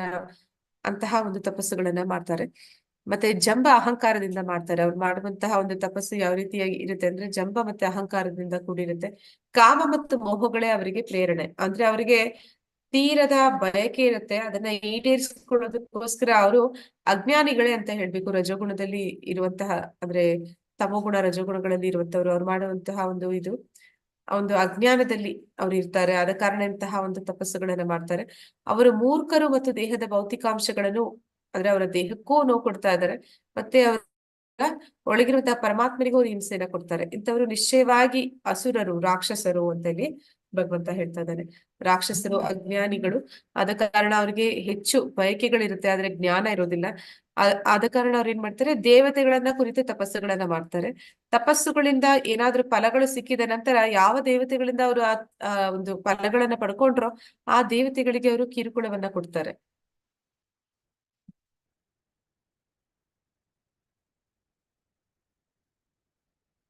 ಸಾತ್ವಿಕ ಗುಣದವರಿಗೆ ಪ್ರಿಯವಾದ ಆಹಾರಗಳು. ಈಗ 3 ರೀತಿಯ ಒಂದು ಆಹಾರ ಪದ್ಧತಿಯ ಬಗ್ಗೆ ತಿಳಿಸ್ತಾ ಇದ್ದಾರೆ. ಸಾತ್ವಿಕ ಗುಣದವರಿಗೆ ಪ್ರಿಯವಾದ ಆಹಾರಗಳು ಆಯುಸ್ಸನ್ನು ಹೆಚ್ಚಿಸುತ್ತವೆ, ಮನುಷ್ಯನ ಬದುಕನ್ನು ಪರಿಶುದ್ಧಗೊಳಿಸುತ್ತವೆ, ಬಲ, ಆರೋಗ್ಯ, ಸುಖ ಮತ್ತು ತೃಪ್ತಿಗಳನ್ನು ಹೆಚ್ಚಿಸುತ್ತವೆ. ಅಂತಹ ಆಹಾರಗಳು ರಸಯುಕ್ತವಾಗಿರುತ್ತವೆ, ಜಿಡ್ಡಿನಿಂದ ಕೂಡಿರುತ್ತವೆ, ಆರೋಗ್ಯಕರವಾಗಿರುತ್ತವೆ ಮತ್ತು ಹೃದಯಕ್ಕೆ ಪ್ರಿಯವಾಗಿರುತ್ತವೆ. ಬಹು ಕಹಿಯಾದ, ಹುಳಿಯಾದ, ಉಪ್ಪಾದ, ಉಷ್ಣವಾದ, ತೀಕ್ಷ್ಣವಾದ, ಒಣಕಲಾದ ಮತ್ತು ಸುಡುತ್ತಿರುವ ಆಹಾರಗಳು ರಾಜಸ ಸ್ವಭಾವದವರಿಗೆ ಪ್ರಿಯವಾದವು. ಇಂತಹ ಆಹಾರವು ದುಃಖವನ್ನು, ಶೋಕವನ್ನು, ರೋಗವನ್ನು ಉಂಟು ಮಾಡುವವು. ತಿನ್ನುವುದಕ್ಕೆ 3 ಗಂಟೆಗಳಿಗೂ ಮೊದಲು ಸಿದ್ಧ ಮಾಡಿದ ಆಹಾರ, ರುಚಿ ಇಲ್ಲದ, ಕೆಡುತ್ತಿರುವ, ಹಳಸಿದ ಆಹಾರ ಮತ್ತು ಉಚ್ಚಿಷ್ಟವೂ ಅಸ್ಪೃಶ್ಯವೂ ಆದ ಆಹಾರವು ತಾಮಸ ಗುಣದವರಿಗೆ ಪ್ರಿಯವಾದವು. ಅಂದ್ರೆ ಇಲ್ಲಿ ಸಾತ್ವಿಕ ಗುಣದವರು ಇಷ್ಟಪಡುವಂತಹ ಆಹಾರ, ಅವರು ಸೇವಿಸುವಂತಹ ಆಹಾರ ಅದು ಯಾವ ರೀತಿಯದ್ದಾಗಿರುತ್ತೆ ಅಂತಂದ್ರೆ ಅದು ಮನುಷ್ಯನ ಒಂದು ಆಯಸ್ಸನ್ನ ಹೆಚ್ಚಿಸುತ್ತೆ. ಅಂದ್ರೆ ಅದರಲ್ಲಿ ಎಲ್ಲವೂ ಸರಿಯಾದ ಪ್ರಮಾಣದಲ್ಲಿ ಇರುತ್ತೆ. ಯಾವುದು ಹೆಚ್ಚಾಗಿ ಅವರು ಬಳಸೋದಿಲ್ಲ. ಅಂದ್ರೆ ಉಪ್ಪು, ಖಾರ, ಹುಳಿ ಅದನ್ನ ಹೆಚ್ಚಾಗಿ ಬಳಸೋದಿಲ್ಲ. ಸಾತ್ವಿಕ ಆಹಾರ ಅಂದ್ರೆ ನಾವು ನೋಡುವಂತಹ ಒಂದು ಭಗವಂತನಿಗೆ ನೈವೇದ್ಯ ಮಾಡಿರುವಂತಹ ಆಹಾರಗಳು ಅವು ಆ ರೀತಿಯದ್ದಾಗಿರುತ್ತೆ. ಮತ್ತೆ ಮನುಷ್ಯನನ್ನು ಪರಿಶುದ್ಧಗೊಳಿಸುತ್ತೆ. ಅಂತಹ ಒಂದು ಭಗವಂತನಿಗೆ ನೈವೇದ್ಯ ಪ್ರಸಾದ ಆಗಿರುವಂತಹ ಆಹಾರ ಅದನ್ನ ಸೇವಿಸೋದ್ರಿಂದ ನಮ್ಮ ಆರೋಗ್ಯಕ್ಕೂ ಒಳ್ಳೇದಿರುತ್ತೆ. ಮತ್ತೆ ನಮ್ಮ ಒಂದು ಬದುಕು ಕೂಡ ಪರಿಶುದ್ಧ ಆಗುತ್ತೆ. ಅಂದ್ರೆ ನಮ್ಮ ಒಂದು ಪಾಪದ ಒಂದು ಪರಿಣಾಮಗಳು ಅಂದ್ರೆ ನಾವು ನೋಡಿದೀವಿ ಯಾವುದೇ ಒಂದು ಆಹಾರವನ್ನ ನಾವು ಭಗವಂತನಿಗೆ ಅರ್ಪಿಸದೆ ತಿಂದಾಗ ಅದನ್ನ ನಾವು ಭಗವದ್ಗೀತೆಯಲ್ಲಿ ಭಗವಂತ ಹೇಳ್ತಾನೆ ಅಂತವರು ಪಾಪವನ್ನೇ ಉಣ್ಣುತ್ತಾರೆ ಅಂತ, ಅಂದ್ರೆ ಪಾಪವನ್ನೇ ತಿಂತಾ ಇದ್ದಾರೆ ಅಂತ. ಹಾಗೆ ಮಾಡದಿರ ಭಗವಂತನಿಗೆ ನೈವೇದ್ಯ ಪ್ರಸಾದವಾಗಿ ಯಾವಾಗ ನಾವು ಅದನ್ನ ಅರ್ಪಿಸ್ತೀವಿ, ಅದರಲ್ಲಿ ಈರುಳ್ಳಿ ಬೆಳ್ಳುಳ್ಳಿಯನ್ನ ಬಳಸೋದಿಲ್ಲ, ಅಂತ ಆಹಾರವನ್ನ ಭಗವಂತನಿಗೆ ನೈವೇದ್ಯ ಮಾಡಿ ಅದನ್ನ ನಂತರ ನಾವು ಸ್ವೀಕಾರ ಮಾಡೋದ್ರಿಂದ ಅದು ನಮ್ಮ ಅನೇಕ ಜನ್ಮದ ಪಾಪಗಳು ಏನಿದೆ ಅದನ್ನ ಹೋಗ್ಲಾಡಿಸುತ್ತೆ. ಅದಕ್ಕೆ ಇದನ್ನ ಇಲ್ಲಿ ಬದುಕನ್ನ ಪರಿಶುದ್ಧಗೊಳಿಸುತ್ತದೆ ಅಂತ ಹೇಳ್ತಾ ಇದ್ದಾರೆ. ಮತ್ತೆ ನಮ್ಮಲ್ಲಿ ಬಲ, ಆರೋಗ್ಯಕ್ಕೆ ಸಂಬಂಧಪಟ್ಟ ಹಾಗೆ ಬಲ, ಆರೋಗ್ಯ, ಸುಖ ಮತ್ತು ತೃಪ್ತಿಗಳನ್ನ ಹೆಚ್ಚಿಸುತ್ತವೆ ಅಂತ ಆಹಾರ ನಮ್ಮಲ್ಲಿ ಒಂದು ಆರೋಗ್ಯಕ್ಕೂ ಕೂಡ ಒಳ್ಳೆಯ ಆಹಾರವಾಗಿರುತ್ತೆ. ಅಂತ ಆಹಾರವು ರಸಯುಕ್ತವಾಗಿರುತ್ತದೆ. ಅಂದ್ರೆ ಅದು ಆರೋಗ್ಯಕರವಾಗಿದೆ ಅಂದ ಮಾತ್ರಕ್ಕೆ ಅದರಲ್ಲಿ ರುಚಿ ಇರೋದಿಲ್ಲ ಅಂತಲ್ಲ, ಅದು ತುಂಬಾ ರಸಯುಕ್ತವಾಗಿರುತ್ತವೆ. ಆದ್ರೆ ಸಾಧಾರಣವಾಗಿ ನಾವು ದೇವಸ್ಥಾನಗಳಲ್ಲಿ ನಾವು ಮನೆಯಲ್ಲಿ ಯಾವ ರೀತಿ ಅಡಿಗೆ ಮಾಡ್ತೀವಿ ಅದೇ ರೀತಿಯ ಒಂದು ಆಹಾರವನ್ನ ಭಗವಂತನಿಗೆ ನೈವೇದ್ಯ ಮಾಡಿ ಕೊಟ್ಟಾಗ ನಾವು ನೋಡ್ತೀವಿ ಅದರ ಒಂದು ವ್ಯತ್ಯಾಸ ಇರುತ್ತೆ. ಅಂದ್ರೆ ಅದನ್ನ ನಾವು ಮನೆಯಲ್ಲಿ ಮಾಡಿದ್ರೆ ಅದರಲ್ಲಿ ಅಂತಹ ಒಂದು ರುಚಿ ಅನ್ನೋದು ಇರೋದಿಲ್ಲ. ಅಷ್ಟು ರುಚಿ ಅದು ಭಗವಂತನಿಗೆ ನೈವೇದ್ಯ ಮಾಡಿದ ನಂತರ ಅದರಲ್ಲಿ ಇರುತ್ತೆ. ಹಾಗೆ ಆಹಾರ ರಸಯುಕ್ತವಾಗಿರುತ್ತೆ, ಮತ್ತೆ ಜಿಡ್ಡಿನಿಂದ ಕೂಡಿರುತ್ತೆ ಅಂದ್ರೆ ಹಾಲು, ಬೆಣ್ಣೆ, ತುಪ್ಪ ಅಂತಹ ಒಂದು ಪದಾರ್ಥಗಳನ್ನ ಬಳಸಿ ಮಾಡಿರುವಂತಹ ಆಹಾರ ಮತ್ತೆ ಆರೋಗ್ಯಕರವಾಗಿರುತ್ತೆ, ಮತ್ತೆ ಹೃದಯಕ್ಕೆ ಕೂಡ ಪ್ರಿಯವಾಗಿರುತ್ತೆ. ಅದು ನಮ್ಮ ಆರೋಗ್ಯಕ್ಕೂ ಮತ್ತೆ ನಮ್ಮ ಮನಸ್ಸಿಗೂ ಕೂಡ ಅದು ಆನಂದವನ್ನ ಕೊಡುವಂತಹ ಆಹಾರವಾಗಿರುತ್ತೆ, ತೃಪ್ತಿಯನ್ನ ಕೊಡುವಂತಹ ಆಹಾರವಾಗಿರುತ್ತೆ.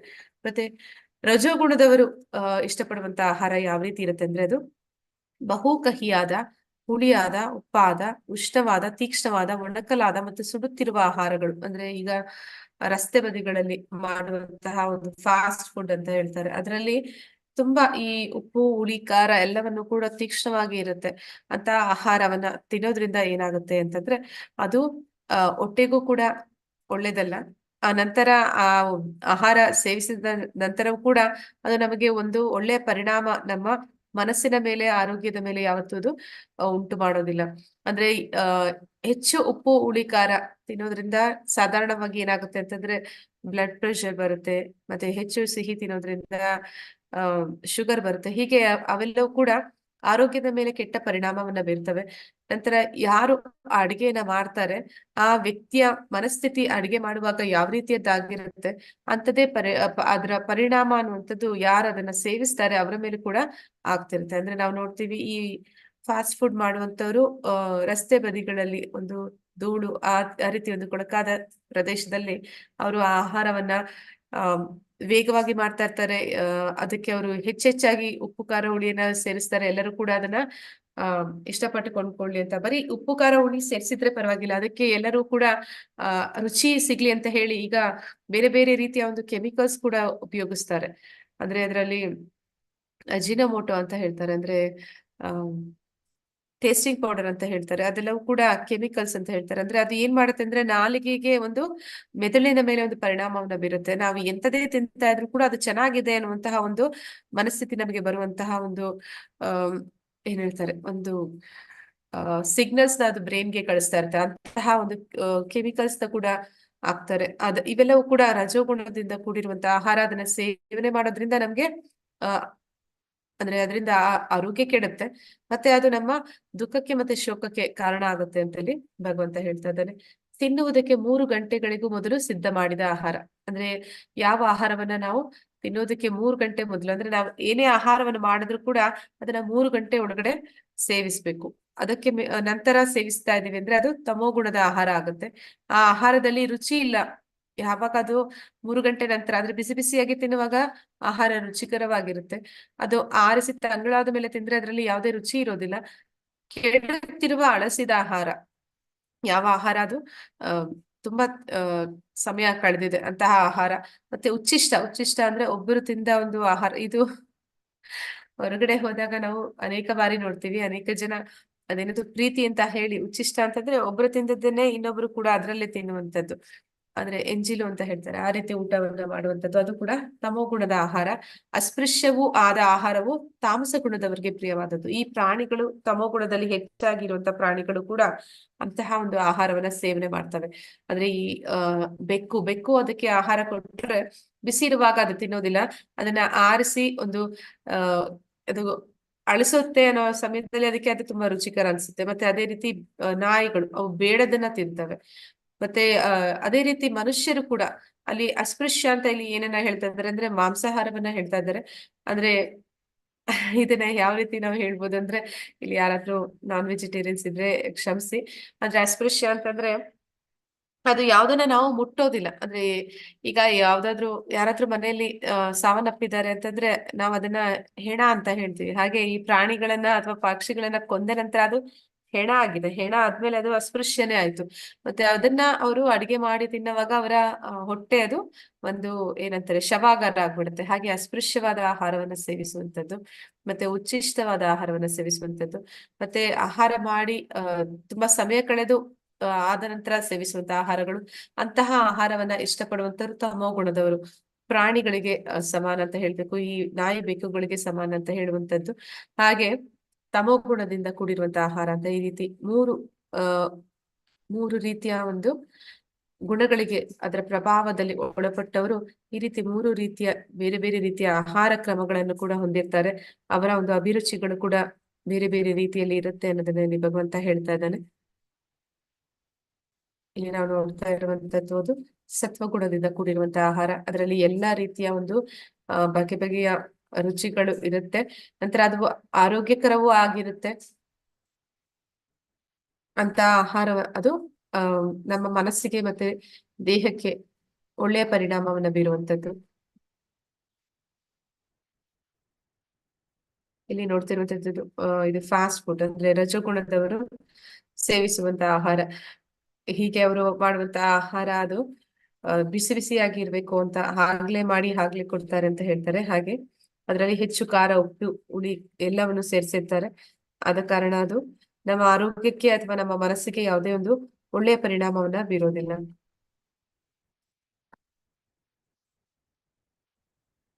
ಇಲ್ಲಿ ನೋಡ್ತಿರುವಂತದ್ದು ತಮೋ ಗುಣದಿಂದ ಕೂಡಿರುವಂತಹ ಆಹಾರ. ಅಂದ್ರೆ ಇಲ್ಲಿ ಈ ಬೇಕರಿಗಳಲ್ಲಿ ಮಾಡುವಂತಹ ಆಹಾರಗಳು ಅದು ಮಾಡಿ ಇಟ್ಟು ವಾರಾನ್ಗಟ್ಲೆ ಆಗಿರುತ್ತೆ. ಅಂತಹ ಒಂದು ಆಹಾರ ಅಂದ್ರೆ 3 ಗಂಟೆ ಒಳಗಡೆ ಊಟ ಮಾಡ್ಬೇಕು ಅಂತ ಭಗವಂತ ಹೇಳ್ತಾನೆ. ಆ 3 ಗಂಟೆನ ಮೀರಿ ಇರುವಂತದ್ದು ಅದನ್ನ ತಮೋ ಗುಣದ ಆಹಾರ ಅಂತ ಕರೀತಾರೆ. ಅಂತ ಆಹಾರ ಸೇವನೆ ಮಾಡೋದ್ರಿಂದ ನಮ್ಮಲ್ಲಿ ಒಂದು ತಮೋ ಗುಣ ಇನ್ನೂ ಹೆಚ್ಚುತ್ತೆ. ಮತ್ತೆ ಅಂದ್ರೆ ಇಲ್ಲಿ ಇನ್ನೊಂದು ವಿಷಯ ಏನ್ ಹೇಳ್ಬೇಕು ಅಂದ್ರೆ, ಭಗವಂತನಿಗೆ ನೈವೇದ್ಯ ಪ್ರಸಾದವಾಗಿ ಅರ್ಪಿಸಿದಂತ ಆಹಾರ ಅದು 3 ಗಂಟೆ ನಂತರ ಕೂಡ ತಿನ್ನೋದ್ರಲ್ಲಿ ಏನು ತಪ್ಪಿಲ್ಲ ಅಂತ ಹೇಳ್ತಾರೆ. ಈಗ ನಾವು ಯಾವ್ದಾದ್ರು ದೇವಸ್ಥಾನಗಳಿಗೆ ಹೋದಾಗ, ತಿರುಪತಿಗೆ ಅಥವಾ ಧರ್ಮಸ್ಥಳ ಆ ರೀತಿ ಸ್ಥಳಗಳಿಗೆ ಹೋದಾಗ ಅಲ್ಲಿ ಕೂಡ ಭಗವಂತನ ನೈವೇದ್ಯ ಪ್ರಸಾದ ಏನನ್ನ ಮಾಡಿರ್ತಾರೆ ಅದನ್ನ ನಾವು ಮನೆಗೆ ತಂದು ತಿನ್ನುವಷ್ಟರಲ್ಲಿ 3 ಗಂಟೆ ಆಗಿರುತ್ತೆ. ಆದ್ರೆ ಅದು ಭಗವಂತನಿಗೆ ನೈವೇದ್ಯ ಆದ ಕಾರಣ ಅದರ ಸೇವನೆಯನ್ನ ನಾವು ಮಾಡ್ಬೋದು.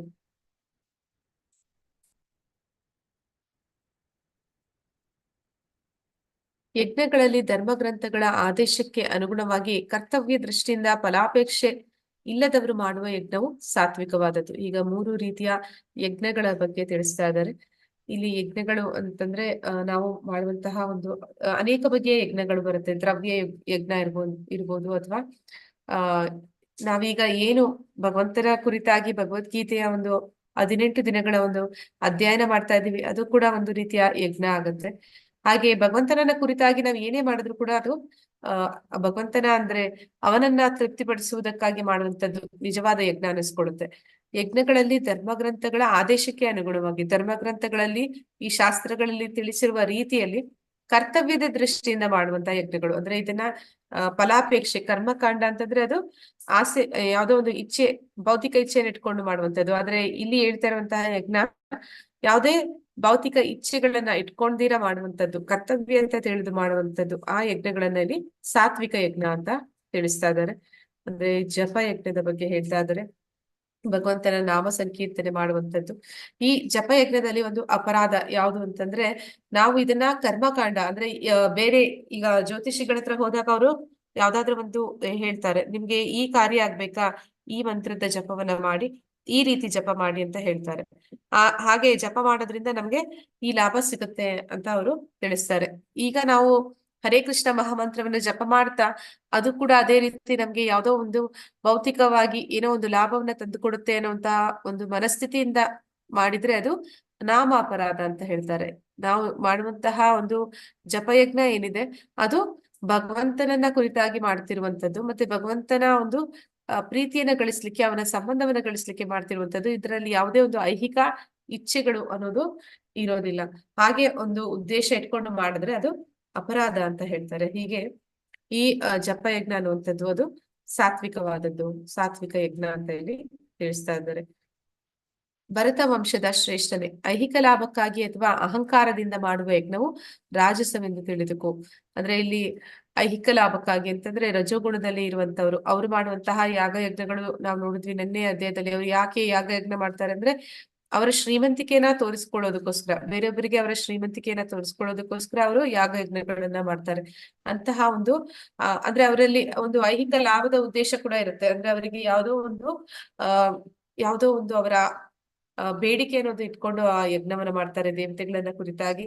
ಅಂತಹ ಒಂದು ಲಾಭಕ್ಕಾಗಿ ಅವ್ರು ಮಾಡ್ತಾ ಇರ್ತಾರೆ, ಮತ್ತೆ ಅದನ್ನ ತೋರಿಕೆಗಾಗಿ ಮಾಡ್ತಾ ಇರ್ತಾರೆ. ಅಂತಹ ಯಜ್ಞಗಳು ರಾಜಸ ಅಂತ ಇಲ್ಲಿ ಹೇಳ್ತಾ ಇದ್ದಾರೆ. ಧರ್ಮ ಗ್ರಂಥಗಳ ಆದೇಶಗಳನ್ನು ಲಕ್ಷ್ಯ ಮಾಡದೆ, ಪ್ರಸಾದ ಹಂಚದೆ, ವೇದ ಸ್ತೋತ್ರಗಳನ್ನು ಹೇಳದೆ, ಪುರೋಹಿತರಿಗೆ ಸಂಭಾವನೆ ಇಲ್ಲದೆ ಮತ್ತು ಶ್ರದ್ಧೆ ಇಲ್ಲದೆ ಮಾಡಿದ ಯಜ್ಞವನ್ನು ತಾಮಸ ಗುಣದ್ದು ಎಂದು ಪರಿಗಣಿಸಲಾಗುತ್ತದೆ. ಇಲ್ಲಿ ಧರ್ಮ ಗ್ರಂಥಗಳ ಆದೇಶವನ್ನ ಲಕ್ಷ್ಯ ಮಾಡುದಿಲ್ಲ. ಅಂದ್ರೆ ಧರ್ಮ ಗ್ರಂಥಗಳಲ್ಲಿ ಯಾವ ರೀತಿ ಯಜ್ಞಗಳನ್ನ ಮಾಡ್ಬೇಕು ಅಂತ ತಿಳಿಸಿದ್ದಾರೆ ಆ ರೀತಿ ಅದನ್ನ ಮಾಡ್ದಿರ, ಅಂದ್ರೆ ಧರ್ಮ ಗ್ರಂಥಗಳ ಪ್ರಕಾರ ನಾವು ಯಜ್ಞವನ್ನ ಮಾಡಿದ್ರೆ ಅಲ್ಲಿ ಪ್ರಸಾದವನ್ನ ಹಂಚಬೇಕಾಗುತ್ತೆ. ಅಂದ್ರೆ ಯಾರು ಅಲ್ಲಿಗೆ ಬರ್ತಾರೆ ಅವರೆಲ್ಲರಿಗೂ ಕೂಡ ಪ್ರಸಾದ, ಭಗವಂತನ ನೈವೇದ್ಯವನ್ನ ನೀಡಬೇಕಾಗತ್ತೆ. ಆ ರೀತಿ ಯಾವುದೇ ಒಂದು ಪ್ರಸಾದವನ್ನ ಈ ತಮೋ ಗುಣದಲ್ಲಿ ಮಾಡುವಂತಹ ಯಜ್ಞಗಳಲ್ಲಿ ಹಂಚುವುದಿಲ್ಲ. ಮತ್ತೆ ವೇದ ಸ್ತೋತ್ರಗಳನ್ನ ಹೇಳದೆ, ಅಂದ್ರೆ ವೇದಗಳ ಒಂದು ಶ್ರುತಿ ಮಂತ್ರಗಳನ್ನು ಪಠನೆ ಮಾಡ್ತಾರೆ, ಅದನ್ನ ಮಾಡ್ದೀರ ಮಾಡುವಂತಹ ಯಜ್ಞ. ಮತ್ತೆ ಪುರೋಹಿತರಿಗೆ ಸಂಭಾವನೆ ಇಲ್ಲದೆ, ಅಂದ್ರೆ ಅಲ್ಲಿ ಯಾರೇ ಪುರೋಹಿತರನ್ನ ಅವ್ರು ಕರೆಸೋದಿಲ್ಲ, ಅವರು ಅವರ ಮನಸ್ಸೋ ಇಚ್ಛೆ ಅವ್ರಿಗಿಷ್ಟ ಬಂದ ಹಾಗೆ ಮಾಡ್ತಾ ಇರ್ತಾರೆ. ಮತ್ತೆ ಶ್ರದ್ಧೆ ಇಲ್ಲದೆ ಮಾಡಿದ ಯಜ್ಞವನ್ನ, ಅಂದ್ರೆ ಆ ಮಾಡ್ತಾ ಇರೋವನಿಗೆ ಪೂರ್ತಿಯಾಗಿ ಶ್ರದ್ಧೆ ಕೂಡ ಇಲ್ಲ. ಅವ್ನ್ ಮಾಡ್ತಾ ಇರೋ ಯಜ್ಞದಿಂದ ಅವನಿಗೆ ಏನ್ ಲಾಭ ಬರುತ್ತೆ ಅಥವಾ ಏನ್ ಸಿಗುತ್ತೆ ಅಂತ ಅವ್ನು ಅನ್ಕೊಂಡ್ ಮಾಡ್ತಾ ಇದ್ದಾನೆ, ಅವನಿಗೂ ಕೂಡ ಗೊತ್ತಿಲ್ಲ ಅದು ಆಗುತ್ತಾ ಇಲ್ವೋನು ಅಂತ. ಹಾಗೆ ಶ್ರದ್ಧೆ ಕೂಡ ಇಲ್ಲದೆ ಮಾಡುವಂತ ಯಜ್ಞವನ್ನ ತಮೋ ಗುಣದ್ದು ಅಂತ ಹೇಳಿ ಹೇಳ್ತಾ ಇದ್ದಾರೆ. ಅದಕ್ಕೆ ಒಂದು ಉದಾಹರಣೆಯಾಗಿ ಇಲ್ಲಿ ತೋರಿಸ್ತಾ ಇದ್ದಾರೆ. ಕೃಷ್ಣ ಅಂದ್ರೆ ಈ ಭಸ್ಮಾಸುರ ಇವರೆಲ್ಲರೂ ಕೂಡ ಇಲ್ಲಿ ಶಿವನ ಆರಾಧನೆಯನ್ನ ಮಾಡ್ತಿರುವಂತದ್ದು. ಅವನು ಶಿವನನ್ನ ಕುರಿತಾಗಿ ಆರಾಧನೆ ಮಾಡ್ತಾ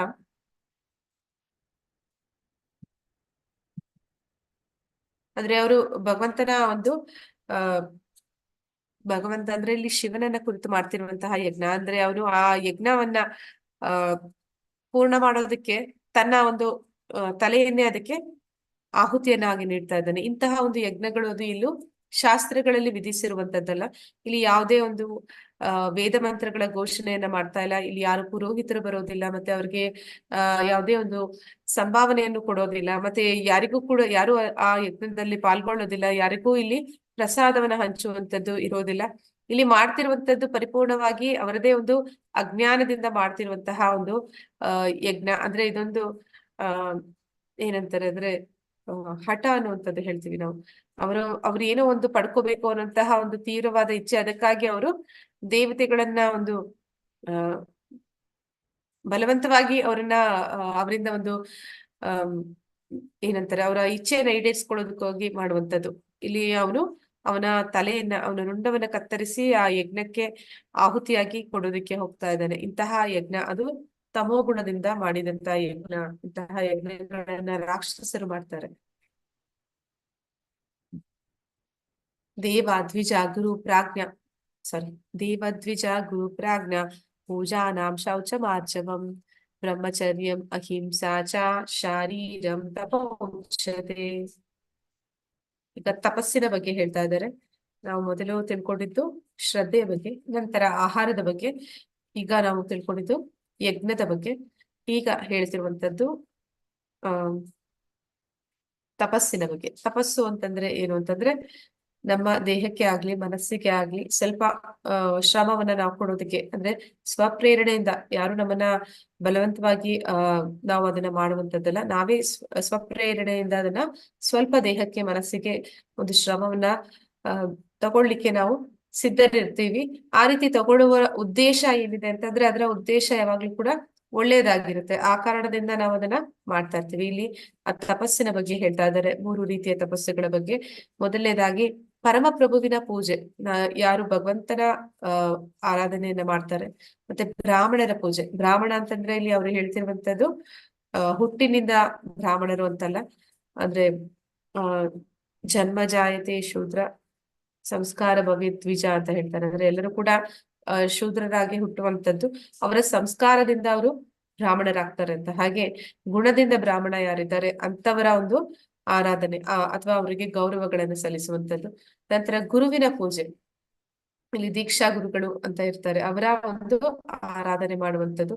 ಮತ್ತೆ ತಂದೆ ತಾಯಿಯಂತಹ ಹಿರಿಯರ ಪೂಜೆ, ಯಾರು ಹಿರಿಯರು ಇರ್ತಾರೆ ಅವರಿಗೆ ಒಂದು ಗೌರವಗಳನ್ನ ಸಲ್ಲಿಸುವಂತದ್ದು.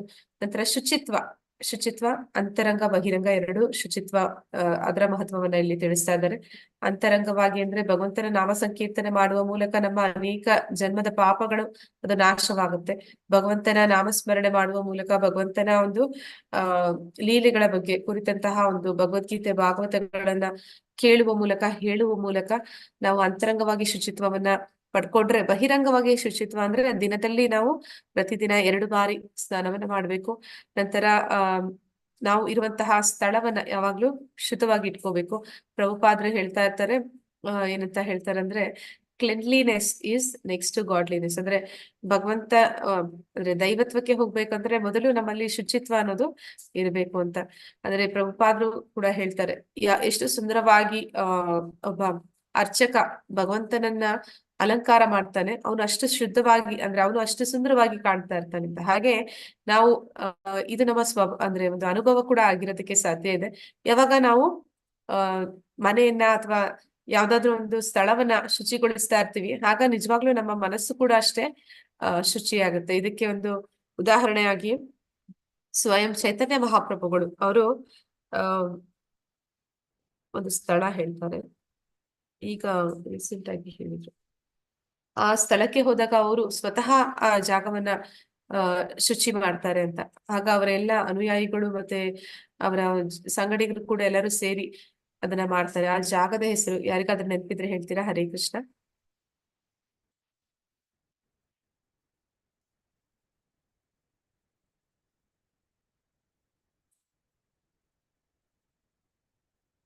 ಸಡನ್ ಆಗಿ ನಮ್ಗೆ ನೆನಪು ಬರ್ತಿಲ್ಲ, ಬಂದ್ರೆ ಹೇಳ್ತೀನಿ. ಮತ್ತೆ ಸರಳತೆ ಅಂತಂದ್ರೆ ಪ್ರಭುಪಾದ್ರು ಹೇಳುವಾಗೆ ಸಿಂಪಲ್ ಲಿವಿಂಗ್, ಹೈ ಥಿಂಕಿಂಗ್. ಅಂದ್ರೆ ನಾವು ಭೌತಿಕವಾಗಿ ಆಡಂಬರದ ಜೀವನವನ್ನ ಮಾಡದೆ, ಆದ್ರೆ ಆಧ್ಯಾತ್ಮಿಕವಾಗಿ ಉನ್ನತ ಧ್ಯೇಯಗಳನ್ನ ಇಟ್ಕೊಂಡಿದ್ದಾಗ ಅದನ್ನ ಸರಳತೆ ಅಂತ ಕರೀತಾರೆ. ಆದ್ರೆ ಈಗಿನ ಕಾಲದ ಜನ ಅದಕ್ಕೆ ತದ್ವಿರುದ್ಧವಾಗಿ ಆಡಂಬರದ ಜೀವನವನ್ನ ಮಾಡ್ತಾರೆ. ಯಾವುದೇ ಒಂದು ಧ್ಯೇಯ ಉದ್ದೇಶಗಳು ಅವರಲ್ಲಿ ಇರೋದಿಲ್ಲ. ಅಂತದನ್ನ ಸಿಂಪ್ಲಿ ಲಿವಿಂಗ್, ನೋ ಥಿಂಕಿಂಗ್ ಅಂತ ಕರೀತಾರೆ. ಆ ರೀತಿ ಮಾಡದೆ ಸರಳ ಜೀವನವನ್ನ ಮಾಡಬೇಕು. ಆದ್ರೆ ಒಂದು ಆಧ್ಯಾತ್ಮಿಕವಾದ ಅಂದ್ರೆ ಒಂದು ಉನ್ನತ ಗುರಿಯನ್ನ ನಾವು ಜೀವನದಲ್ಲಿ ಇಟ್ಕೊಂಡಿರ್ಬೇಕು. ಬ್ರಹ್ಮಚರ್ಯ ಅಂತಂದ್ರೆ ಒಂದು ಆತ್ಮ ಸಂಯಮ ಅಂತ ಹೇಳ್ತಾರೆ. ಬ್ರಹ್ಮಚರ್ಯ ಅಂತಂದ್ರೆ ಈಗ ಗುರುಕುಲದಲ್ಲಿ ಹಿಂದಿನ ಕಾಲದಲ್ಲಿ ಯಾವ ರೀತಿ ಇತ್ತು ಅಂದ್ರೆ 5 ವರ್ಷದ ಮಕ್ಕಳನ್ನ ಅವರು ಗುರುಕುಲಕ್ಕೆ ಬಿಡ್ತಿದ್ರು. ಆ ಗುರುಕುಲಕ್ಕೆ ಹೋದಂತ ಮಕ್ಕಳು ಅವರ ಪೂರ್ತಿ ಅಧ್ಯಯನ ಮುಗಿಯುವವರೆಗೂ ಅವ್ರಿಗೆ ಮನೆಯ ಜನರ ಜೊತೆ ಅವ್ರಿಗೆ ಅಷ್ಟಾಗಿ ಸಂಪರ್ಕ ಅನ್ನೋದು ಇರ್ತಾ ಇರ್ಲಿಲ್ಲ. ಅಲ್ಲಿದ್ದಂತಹ ಸಮಯದಲ್ಲಿ ಯಾರು ಮಕ್ಕಳಿದ್ದಾರೆ ಅವರು ವ್ರತಗಳನ್ನ ಅವರು ಕಟ್ಟುನಿಟ್ಟಾಗಿ ಪಾಲಿಸ್ತಿದ್ರು. ಅಂದ್ರೆ ಯಾವುದೇ ರೀತಿಯ ಒಂದು ಏನಂತಾರೆ ಈ ಶುಚಿತ್ವ ಅನ್ನೋದು ಇರುತ್ತೆ. ಅಂದ್ರೆ ಯಾವುದೇ ರೀತಿಯ ಒಂದು ಅನೈತಿಕ ಸಂಬಂಧಗಳು, ಆ ರೀತಿ ಒಂದು ಮನಸ್ಥಿತಿ ಅದೆಲ್ಲ ಇಲ್ಲದೆ ಇರುವಂತದ್ದು, ಅದನ್ನೇ ಇಲ್ಲಿ ಬ್ರಹ್ಮಚರ್ಯ ಅಂತ ಕರಿತಾ ಇದ್ದಾರೆ.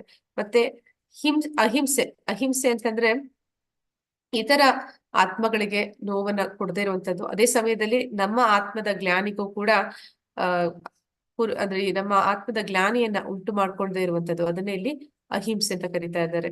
ಅಂದ್ರೆ ಬೇರೆ ಜೀವಿಗಳಿಗೆ ನಾವು ನೋವು ಕೊಟ್ವಿ ಅಂತಂದ್ರೆ ಆ ಆತ್ಮಕ್ಕೂ ನೋವಾಗುತ್ತೆ. ಅಂತಹ ಕಾರ್ಯಗಳನ್ನ ಎಸಗೋದ್ರಿಂದ ನಮಗೂ ಕೂಡ ನಾವು ನಮ್ಮ ಆತ್ಮಕ್ಕೂ ಕೂಡ ನಾವು ದ್ರೋಹವನ್ನೇ ಬಗಿತೀವಿ. ಅಂದ್ರೆ ನಾವು ಮತ್ತೆ ಅಂತಹ ಒಂದು ಜೀವಿಯ ದೇಹದಲ್ಲಿ ಈ ಆತ್ಮವನ್ನ ಇರಿಸ್ತೀವಿ. ಆಧ್ಯಾತ್ಮಿಕ ಉನ್ನತಿ ಅನ್ನೋದು ಏನಿದೆ ಅದರಲ್ಲಿ ಆ ಮಾರ್ಗದಲ್ಲಿ ಅಡೆತಡೆಗಳನ್ನ ಇನ್ನೊಂದು ಜೀವಕ್ಕೂ ನಾವು ಮಾಡಬಾರ್ದು, ನಮ್ಮ ಆತ್ಮಕ್ಕೂ ನಾವು ಅದನ್ನ ಮಾಡಬಾರ್ದು. ಅದನ್ನ ಒಂದು ಉನ್ನತ ಸ್ಥಿತಿಗೆ ಕೊಂಡೊಯ್ಯುವ ಪ್ರಯತ್ನವನ್ನ ಮಾಡ್ಬೇಕೇ ಹೊರತು ಆತ್ಮವನ್ನ ಹೀನೈಸಬಾರ್ದು, ಅದನ್ನೇ ಇಲ್ಲಿ ಅಹಿಂಸೆ ಅಂತ ಕರಿತಾ ಇದ್ದಾರೆ. ಇವೆಲ್ಲ ಸೇರಿ ದೇಹದ ತಪಸ್ಸು ಅನಿಸ್ಕೊಳ್ಳುತ್ತೆ. ಇದೆಲ್ಲವೂ ಕೂಡ ದೈಹಿಕವಾಗಿ ಮಾಡುವಂತಹ ತಪಸ್ಸು. ಅಂದ್ರೆ ಭಗವಂತನ ಆರಾಧನೆ, ಬ್ರಾಹ್ಮಣರ ಆರಾಧನೆ, ಗುರುಗಳ ಮತ್ತೆ ತಂದೆ ತಾಯಿ ಹಿರಿಯರ ಆರಾಧನೆ, ಮತ್ತೆ ಶುಚಿತ್ವವನ್ನ ಇಟ್ಕೊಳ್ಳುವಂಥದ್ದು, ಸರಳವಾದ ಜೀವನ ಮಾಡುವಂಥದ್ದು, ಆತ್ಮ ಸಂಯಮವನ್ನ ಇಟ್ಕೊಳ್ಳುವಂಥದ್ದು, ಬ್ರಹ್ಮಚರ್ಯವನ್ನ ಮಾಡುವಂಥದ್ದು, ಮತ್ತೆ ಇತರ ಜೀವಿಗಳಿಗೆ ಯಾವುದೇ ರೀತಿ ಹಿಂಸೆನ ಕೊಡದೇ ಇರುವಂಥದ್ದು, ಇವೆಲ್ಲವೂ ಕೂಡ ದೇಹದ ತಪಸ್ಸು ಅಂತ ಹೇಳಿ ಭಗವಂತ ತಿಳಿಸ್ತಾ ಇದ್ದಾನೆ. ಅನುದ್ವೇಗಂ ಕರಂ ವಾಕ್ಯಂ ಸತ್ಯಂ ಪ್ರಿಯಹಿತಂ ಚಯತ್ ಸ್ವಾಧ್ಯಾಯಾಭ್ಯಾಸನಂ ಚೈವ ವಾನ್ಮಯಂ ತಪೋ ಉಚ್ಯತೆ.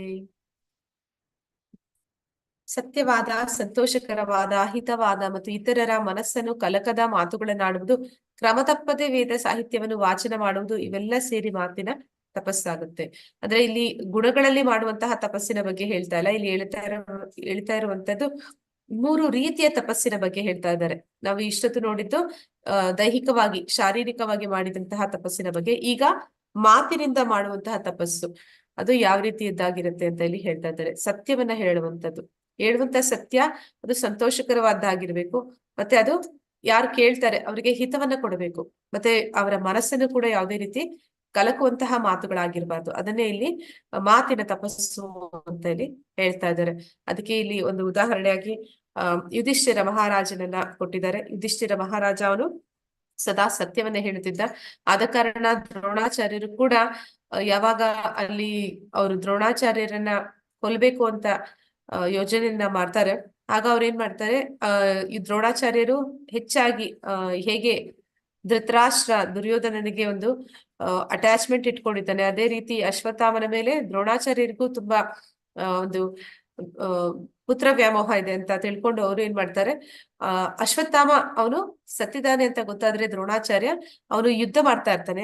ಎಷ್ಟು ಘೋರವಾದ ಯುದ್ಧ ಮಾಡ್ತಾ ಇರ್ತಾನೆ ಅಂದ್ರೆ ಪಾಂಡವರು ಸೋಲಿಸ್ಬಿಡ್ಬಹುದು, ಅಷ್ಟು ಘೋರವಾದ ಯುದ್ಧ ನಡೀತಾ ಇರುತ್ತೆ. ಆಗ ಅವರು ಯೋಚನೆ ಮಾಡ್ತಾರೆ, ಈಗ ಇದನ್ನ ನಿಲ್ಲಿಸ್ಬೇಕು ಅಥವಾ ಇವನನ್ನ ಸೋಲಿಸ್ಬೇಕು ಅಂತಂದ್ರೆ ನಾವು ಅಶ್ವತ್ಥಾಮ ತೀರ್ಕೊಂಡಿದ್ದಾನೆ ಅಂತ ಹೇಳಿದ್ರೆ ದ್ರೋಣಾಚಾರ್ಯರ ಒಂದು ಯುದ್ಧ ಏನು ಒಂದು ರಭಸದಲ್ಲಿ ಬರದಲ್ಲಿ ಮಾಡ್ತಾ ಇದ್ದಾರೆ ಅದು ನಿಲ್ಲುತ್ತೆ ಅಂತ ಹೇಳಿ ಅವ್ರು ಏನ್ ಮಾಡ್ತಾರೆ, ಎಲ್ಲರೂ ಹೇಳ್ತಾರೆ ಅಶ್ವತ್ಥಾಮ ಅವನು ಹತನಾಗಿದ್ದಾನೆ ಅಂತ ಹೇಳಿದ ಕೂಡಲೇ ದ್ರೋಣಾಚಾರ್ಯರು ಒಂದು ನಿಮಿಷ ಸ್ತಬ್ಧರಾಗ್ತಾರೆ. ಆಮೇಲೆ ಅವರು ಹೇಳ್ತಾರೆ, ಇಲ್ಲ ನೀವ್ ಯಾರು ಹೇಳಿದ್ರು ನಾನು ನಂಬೋದಿಲ್ಲ, ಅದನ್ನ ಯುಧಿಷ್ಠಿರ ಮಹಾರಾಜ ಅವನು ಹೇಳಿ, ಅವನ್ ಬಾಯಿಂದ ಬಂದ್ರೆ ನಾನು ಒಪ್ಕೋತೀನಿ ಅಂತಾನೆ. ಆಗ ಯುಧಿಷ್ಠಿರ ಮಹಾರಾಜ ಅವನು ಸುಳ್ಳಾಡೋದಿಲ್ಲ. ಅದಕ್ಕೆ ಅವನೇನ್ ಹೇಳ್ತಾನೆ, ಇಲ್ಲ ನಾ ಹೇಳೋದಿಲ್ಲ ಅಂತಾನೆ. ಆಗ ಪಾಂಡವರು ಮತ್ತೆ ಕೃಷ್ಣ ಎಲ್ಲ ಸರಿ ಏನಂತಾರೆ ಅಂದ್ರೆ, ಸರಿ ಆಯ್ತು ಅಂತ ಹೇಳಿ ಭೀಮ ಅಲ್ಲಿ ಒಂದು ಅಶ್ವತ್ಥಾಮ ಅನ್ನುವಂತ ಆನೆ ಇರುತ್ತೆ, ಆ ಆನೆಯನ್ನ ಅವನು ಕೊಲ್ತಾನೆ. ನಂತರ ಹೇಳ್ತಾನೆ ಯುಧಿಷ್ಠಿರ ಮಹಾರಾಜನಿಗೆ, ನೋಡು ಈಗ ನೀನ್ ಹೇಳು ಅಶ್ವತ್ಥಾಮ ಸತ್ತ ಅಂತ ಹೇಳು, ನಾನು ಅದನ್ನ ಕೊಂದಿದ್ದೀನಿ ಅಂತ ಹೇಳ್ತಾನೆ. ಆಗ ಇವನು ಸರಿ ಅಂತ ಹೇಳಿ ಯುಧಿಷ್ಠಿರ ಅಶ್ವತ್ಥಾಮ ಅನ್ನುವಂತ ಆನೆ ಸತ್ತಿದೆ ಅಂತ ಹೇಳೋದಕ್ಕೆ ಅವನ ಬಾಯಿಂದ ಬರೀ ಅಶ್ವತ್ಥಾಮ ಅಂತ ಬರುತ್ತೆ ಅಷ್ಟೇ. ಅಷ್ಟರಲ್ಲಿ ಅವರೆಲ್ಲರೂ ಕೂಡ ಶಂಕನಾದ ಮಾಡ್ತಾರೆ.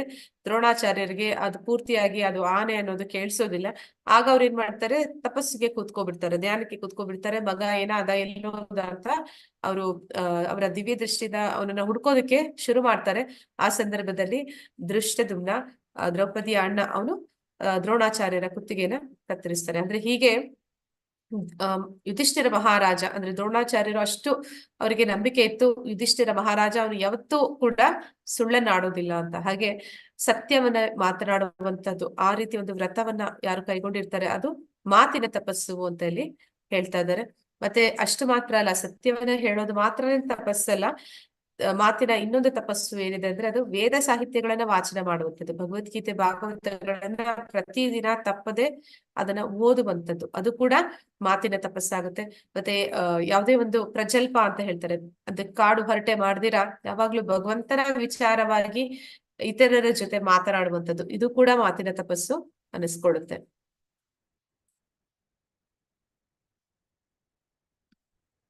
ಮನಸ್ಸಿನ ಪ್ರಸಾದತೆ, ಸರಳತೆ, ಮೌನ, ಆತ್ಮ ಸಂಯಮ ಮತ್ತು ಅಸ್ತಿತ್ವದ ಶುದ್ಧಿ, ಇವು ಮನಸ್ಸಿನ ತಪಸ್ಸು. ಮನಸ್ಸಿನ ತಪಸ್ಸು ಅಂತಂದ್ರೆ ಸರಳವಾಗಿ ಇರುವಂತದ್ದು, ಮನಸ್ಸಿನ ಬಗ್ಗೆ ಹೇಳ್ತಾ ಇದ್ದಾರೆ. ಮೌನ ಕೂಡ ಒಂದು ಮನಸ್ಸಿನ ತಪಸ್ಸಾಗುತ್ತೆ. ಆದ್ರೆ ನಾವು ಹೆಚ್ಚು ಮಾತನಾಡದೆ ಇರ್ಬೇಕು ಅಂತಂದ್ರೆ ಮೌನವಾಗಿರ್ಬೋದು. ಮತ್ತೆ ಆತ್ಮ ಸಂಯಮ ಮೌನವಾಗಿದ್ದಾಗ್ಲೂ ಕೂಡ ಮನಸ್ಸಿನಲ್ಲೂ ಕೂಡ ಬೇಡದ ವಿಚಾರಗಳು ಬರಬಾರದು. ಅದನ್ನೇ ಇಲ್ಲಿ ಆತ್ಮ ಸಂಯಮ ಅಂತ ಕರೀತಾರೆ. ಮತ್ತೆ ಅಸ್ತಿತ್ವದ ಶುದ್ಧಿ ಅಂದ್ರೆ ಇಲ್ಲಿ ಅದಕ್ಕೆ ಒಂದು ಉದಾಹರಣೆ ಕೊಟ್ಟಿದ್ದಾರೆ, ಭಾಗವತದಲ್ಲಿ ಬರುವಂತಹ ಉದಾಹರಣೆ ಇಲ್ಲಿ ನಾವು ನೋಡ್ತಾ ಇದೀವಿ. ಇವರು ವ್ಯಾಸರು ಅವರ ಹೆಂಡತಿಯ ಗರ್ಭದಲ್ಲಿ ಶುಕಮುನಿಗಳು, ಇಲ್ಲಿ ಇರುವಂತವರು ವ್ಯಾಸರ ಮಗ ಶುಕಮುನಿಗಳು.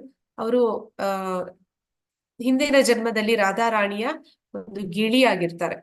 ಅವರಿಗೆ ಈ ಭೌತಿಕ ಜಗತ್ತಿನಲ್ಲಿ ಜನ್ಮ ಪಡಿಬೇಕು ಅಂತ ಬಂದಾಗ ಅವ್ರಿಗೆ ತುಂಬಾ ಬೇಸರ ಆಗುತ್ತೆ. ಅವ್ರಿಗೆ ಈ ಭೌತಿಕ ಜಗತ್ತು ದುಃಖಾಲಯ, ಅಶಾಶ್ವತ, ಇಲ್ಲಿ ಜನ್ಮ ಪಡೆದ್ರೆ ನಾವು ಮತ್ತೆ ಈ ಗುಣಗಳಲ್ಲಿ ಬಂಧನಕ್ಕೆ ಒಳಗಾಗ್ತೀವಿ ಅಂತ ಹೇಳಿ ಅವರು ಜ್ಞಾನಿಗಳಾಗಿರ್ತಾರೆ. ಆದ ಕಾರಣ ಅವರು ತಾಯಿಯ ಗರ್ಭದಲ್ಲಿ 16 ವರ್ಷ ಹಾಗೆಯೇ ಇರ್ತಾರೆ, ಅವರು ಹೊರಗಡೆ ಬರೋದಿಲ್ಲ. ಆಗ ಸ್ವತಃ ಕೃಷ್ಣ ಬಂದು ಆಶ್ವಾಸನೆ ಕೊಡ್ತಾರೆ, ಇಲ್ಲ ನೀನು ಜನ್ಮ ಪಡೆದ್ರು ಕೂಡ ಈ ತ್ರಿಗುಣಗಳು ನಿನ್ನನ್ನ ಯಾವುದೇ ರೀತಿ ಬಂಧಿಸೋದಿಲ್ಲ, ಯಾಕಂದ್ರೆ ನೀನು ಶುದ್ಧ ಭಕ್ತ ಅಂತ ಹೇಳ್ತಾರೆ. ಆಗ ಅವರು ತಾಯಿಯ ಗರ್ಭದಿಂದ ಹೊರಗಡೆ ಬರ್ತಾರೆ. ಆದ್ರೆ ಅವರು ಮುಕ್ತಾತ್ಮರಾಗಿರ್ತಾರೆ. ಆದ ಕಾರಣ ಅವರು ಹುಟ್ಟಿದ ಕೂಡಲೇ ಎಲ್ಲವನ್ನು ತ್ಯಜಿಸಿ ಮನೆಯನ್ನ ಬಿಟ್ಟು ಅವರು ಕಾಡಿನ ಕಡೆಗೆ ನಡೆಯೋದಕ್ಕೆ ಪ್ರಾರಂಭ ಮಾಡ್ತಾರೆ. ಆಗ ವ್ಯಾಸರು ಅವ್ರನ್ನ ಹಿಂಬಾಲಿಸಿ ಬರ್ತಾ ಇರ್ಬೇಕಾದ್ರೆ ಒಂದು ಸರೋವರದ ಹತ್ರ ಎಲ್ಲ ಹೆಂಗಸರು ಸ್ನಾನ ಮಾಡ್ತಾ ಇರ್ತಾರೆ. ಆ ಹೆಂಗಸರ ಸ್ನಾನ ಮಾಡ್ತಿರುವ ಒಂದು ಜಾಗವನ್ನ ಹಾದು ಶುಕಮುನಿಗಳು ಹೋಗ್ತಾರೆ. ಅವ್ರು ಹೋಗ್ತಿರ್ಬೇಕಾದ್ರೆ ಏನಾಗುತ್ತೆ ಅಂತಂದ್ರೆ ಅವರು ಅಲ್ಲಿದ್ದಂತ ಹೆಂಗಸರು ಆ ಶುಕಮುನಿಗಳ ಮುಖದಲ್ಲಿ ಇದ್ದಂತಹ ಒಂದು ಮುಗ್ಧತೆ, ಅಂದ್ರೆ ಮಗುವಿನ ಮುಗ್ಧತೆ ಇರುತ್ತೆ. ಅವರಲ್ಲಿ ಯಾವುದೇ ಒಂದು ಭೇದ ಅನ್ನೋದಿಲ್ಲ, ಗಂಡಸು ಹೆಂಗಸು ಅನ್ನುವಂತ ಭೇದ ಅವರ ದೃಷ್ಟಿಯಲ್ಲಿ ಇರೋದಿಲ್ಲ. ಮತ್ತೆ ಅವರು ಕೂಡ ನಿರ್ವಸ್ತ್ರ, ಅಂದ್ರೆ ಅವರು ಕೂಡ ಯಾವುದೇ ಬಟ್ಟೆನ ಧರಿಸಿರೋದಿಲ್ಲ. ಆದ್ರೆ ಅವರು ಒಂದು ಸನ್ಯಾಸಿಯ ರೂಪದಲ್ಲಿ ಕಾಣ್ತಾ ಇರ್ತಾರೆ. ಆದ ಕಾರಣ ಅಲ್ಲಿರುವಂತಹ ಹೆಂಗಸರು ಯಾವುದೇ ರೀತಿಯ ಒಂದು ಬಟ್ಟೆಗಳನ್ನ ತೊಟ್ಟುಕೊಳ್ಳುವಂತ ಪ್ರಯಾಸ ಮಾಡೋದಿಲ್ಲ. ಆದ್ರೆ ಅವರನ್ನ ಹಿಂಬಾಲಿಸಿ ವ್ಯಾಸರು ಬರ್ತಾ ಇರ್ತಾರೆ. ಅವ್ರು ಬರ್ತಿರ್ಬೇಕಾದ್ರೆ ಅಲ್ಲಿದ್ದಂತ ಹೆಂಗಸರು ಕೂಡಲೇ ಅಲ್ಲಿಂದ ಎದ್ದು ಬಟ್ಟೆಗಳನ್ನ ಧರಿಸ್ತಾರೆ. ಅಂದ್ರೆ ಯಾಕೆ ಆ ರೀತಿ ಮಾಡ್ತಾರೆ ಅಂತಂದ್ರೆ ಹೇಳ್ತಾರೆ, ಯಾರು ವ್ಯಾಸರು ಅಂದ್ರೆ ಅವರು ಗೃಹಸ್ಥರಿಗೆ ಗಂಡು ಹೆಣ್ಣು ಆ ವ್ಯತ್ಯಾಸ ತಿಳಿದಿರುತ್ತೆ. ಆದ ಕಾರಣ ಅವರನ್ನ ನೋಡಿದ ಕೂಡಲೇ ಇವರೆಲ್ಲರೂ ಕೂಡ ಬಟ್ಟೆಗಳನ್ನ ಧರಿಸ್ತಾರೆ. ಇದ್ರಲ್ಲಿ ಏನ ಹೇಳ್ತಾ ಇದ್ದಾರೆ ಅಂದ್ರೆ ಮನಸ್ಸಿನ ಒಂದು ತಪಸ್ಸು ಅಂತಂದ್ರೆ ಇಲ್ಲಿ ಶುಕಮುನಿಗಳು ಆ ಹೆಂಗಸರನ್ನ ನೋಡಿದಾಗ ಅವರಲ್ಲಿ ಯಾವುದೇ ಒಂದು ಕಾಮದ ಭಾವನೆ ಬರುವುದಿಲ್ಲ. ಆ ಹೆಂಗಸರಿಗೂ ಅದು ಸ್ಪಷ್ಟವಾಗಿ ತಿಳಿಯುತ್ತೆ, ಇವರ ನೋಟದಲ್ಲಿ ಯಾವುದೇ ಒಂದು ಕಾಮ ಭಾವನೆ ಇಲ್ಲ, ಇವರೊಂದು ಸನ್ಯಾಸಿ ಹಾಗೆ ಅಥವಾ ಒಂದು ಮಗುವಿನ ಹಾಗೆ ಅವರಲ್ಲಿ ಒಂದು ಮುಗ್ಧತೆ ಇದೆ ಅಂತ. ಅದನ್ನ ಸಾಧಾರಣವಾಗಿ ಹೆಣ್ಣು ಮಕ್ಕಳು ಬೇಗ ಗ್ರಹಿಸ್ತಾರೆ. ಅಂದ್ರೆ ಯಾವುದೇ ವ್ಯಕ್ತಿ ಏನನ್ನೇ ಹೇಳೋದು ಬೇಕಾಗಿಲ್ಲ ಅಥವಾ ಅವನು ಏನನ್ನೇ ಮಾಡೋದು ಬೇಕಾಗಿಲ್ಲ, ಅವನ ದೃಷ್ಟಿ ನೋಡಿದ ಕೂಡಲೇ ಹೆಣ್ಣು ಮಕ್ಕಳಿಗೆ ಅಷ್ಟು ಶಕ್ತಿ ಇರುತ್ತೆ. ಅವರು ತಿಳ್ಕೊತಾರೆ ಅವರ ದೃಷ್ಟಿಯಲ್ಲಿ ಯಾವ ಒಂದು ಭಾವನೆಯಿಂದ ನೋಡ್ತಿದ್ದಾರೆ ಅಂತ. ಹಾಗೆ ಅಲ್ಲಿ ಯಾರೆಲ್ಲ ಸ್ನಾನ ಮಾಡ್ತಿದ್ರು ಅವರು ಅಂತಹ ಒಂದು ಮುಗ್ಧತೆಯನ್ನ, ಶುದ್ಧವಾದ ಮನಸ್ಸನ್ನ ಇಲ್ಲಿ ಶುಕಮುನಿಗಳ ಒಂದು ಮುಖದಲ್ಲಿ ಅವರು ಕಾಣ್ತಾರೆ, ಅವರಲ್ಲಿ ಅದನ್ನ ಕಾಣ್ತಾರೆ. ಅದನ್ನ ಇಲ್ಲಿ ಮನಸ್ಸಿನ ತಪಸ್ಸು ಅಂತ ಇಲ್ಲಿ ಹೇಳ್ತಾ ಇದ್ದಾರೆ. ಶ್ರದ್ಧೆಯಾ ಪರಯಾ ತಪ್ತಂ ತಪಸ್ತತ್ರಿವಿಧಂ ನರೈ ಅಪಲಾಕಾಂಕ್ಷಿಭಿರ್ಯುಕ್ತೆ ಸಾತ್ವಿಕಂ ಪರಿಚಕ್ಷತೆ. ಮನುಷ್ಯರು ಐಹಿಕ ಲಾಭವನ್ನು ನಿರೀಕ್ಷಿಸದೆ ಪ್ರಭುವಿಗಾಗಿಯೇ ಕೆಲಸ ಮಾಡುತ್ತಾ ದಿವ್ಯ ಶ್ರದ್ಧೆಯಿಂದ ಆಚರಿಸುವ ಈ ತ್ರಿವಿಧ ತಪಸ್ಸಿಗೆ ಸಾತ್ವಿಕ ತಪಸ್ಸು ಎಂದು ಹೆಸರು. ಈಗ ನಾವು ಯಾವ್ದೆಲ್ಲ ತಿಳ್ಕೊಂಡ್ವಿ, ದೈಹಿಕವಾಗಿ ಮಾಡುವಂತಹ ತಪಸ್ಸು, ಗುರು ಹಿರಿಯರಿಗೆ ಮಾಡುವಂತಹ ಒಂದು ಗೌರವಗಳು, ಮತ್ತೆ ಶುಚಿತ್ವ, ಸರಳತೆ, ಅದೆಲ್ಲವೂ ಕೂಡ ದೈಹಿಕ ತಪಸ್ಸು. ಮಾತಿನ ತಪಸ್ಸು ಅಂದ್ರೆ ಸತ್ಯವನ್ನೇ ಆಡುವಂಥದ್ದು, ಭಗವಂತನ ವಿಚಾರವಾಗಿಯೇ ಮಾತನಾಡುವಂಥದ್ದು, ಅವನ ವಿಷಯವಾಗಿಯೇ ಅವನ ಒಂದು ಗ್ರಂಥಗಳು, ಅವನನ್ನ ಕುರಿತಾಗಿ, ಅವನ ಲೀಲೆ, ಅವನ ಭಕ್ತರ ವಿಷಯವಾಗಿ ಹೇಳಿರುವಂತಹ ಭಗವದ್ಗೀತೆ, ಭಾಗವತಗಳನ್ನ ಸದಾ ವಾಚನ ಮಾಡುವಂಥದ್ದು, ಅದು ಮಾತಿನ ತಪಸ್ಸು. ನಂತರ ಈಗ ನಾವು ನೋಡಿದ್ದು ಮನಸ್ಸಿನ ತಪಸ್ಸು. ಮನಸ್ಸಿನಿಂದ ಅಂದ್ರೆ ವ್ಯಕ್ತಿ ಅವನು ಯಾವುದೇ ಒಂದು ಜಾಗದಲ್ಲಿ ಇದ್ದಾಗ್ಲೂ ಕೂಡ ಅವನ ಮನಸ್ಸು ಅನ್ನುವಂಥದ್ದು ಕ್ಷಣ ಮಾತ್ರದಲ್ಲಿ ಎಲ್ಲಿಗೆ ಬೇಕಾದ್ರೂ ಹೋಗ್ಬೋದು. ಆದ್ರೆ ಅಲ್ಲಿ ಮನಸ್ಸಿನಲ್ಲಿ ಏನೆಲ್ಲ ಆಗ್ತಿದೆ ಅದು ಯಾರಿಗೂ ಕಾಣಿಸ್ದೇ ಇರ್ಬೋದು. ಆದ್ರೆ ಮನಸ್ಸಿನಿಂದಲೂ ಕೂಡ, ಆಂತರ್ಯದಿಂದಲೂ ಕೂಡ ಒಬ್ಬ ವ್ಯಕ್ತಿ ಅವನು ಆತ್ಮ ಸಂಯಮಿ, ಅಂದ್ರೆ ಯಾವುದೇ ಒಂದು ಕೆಟ್ಟ ಭಾವನೆಯನ್ನ ಇಟ್ಕೊಂಡೇ ಇದ್ದಾನೆ ಅಂತಂದ್ರೆ ಅದು ಮನಸ್ಸಿನ ತಪಸ್ಸು. ಈ ಮೂರೂ ತಪಸ್ಸನ್ನ ಸೇರಿ ಇಲ್ಲಿ ಸಾತ್ವಿಕ ತಪಸ್ಸು ಅಂತ ಕರಿತಾ ಇದ್ದಾರೆ. ಆ ಮೂರೂ ತಪಸ್ಸುಗಳು ಸೇರಿದಾಗ ಅದು ಸಾತ್ವಿಕ ತಪಸ್ಸಾಗುತ್ತೆ. ಮನುಷ್ಯರು ಐಹಿಕ ಲಾಭವನ್ನು ನಿರೀಕ್ಷಿಸದೆ, ಅಂದ್ರೆ ಈ ತಪಸ್ಸುಗಳನ್ನ ಮಾಡುವಾಗ, ಸಾತ್ವಿಕ ತಪಸ್ಸನ್ನ ಮಾಡುವಾಗ ಅವ್ನಿಗೆ ಯಾವುದೇ ಐಹಿಕ ಬಯಕೆಗಳು ಇರುವುದಿಲ್ಲ. ಮತ್ತೆ ಅವನು ಏನನ್ನೇ ಮಾಡಿದ್ರು ಕೂಡ ಪರಮ ಪ್ರಭುವಿಗಾಗಿಯೇ ಕೆಲಸ ಮಾಡ್ತಾನೆ. ಅಂದ್ರೆ ಭಗವಂತನ ದಾಸ ನಾನು, ಅವರ ಸೇವೆ ಮಾಡುವಂತದ್ದು ನನ್ನ ಕರ್ತವ್ಯ, ನನ್ನ ಜವಾಬ್ದಾರಿ ಅಂತ ತಿಳಿದು ಮಾಡುವಂತ ಕೆಲಸಗಳು.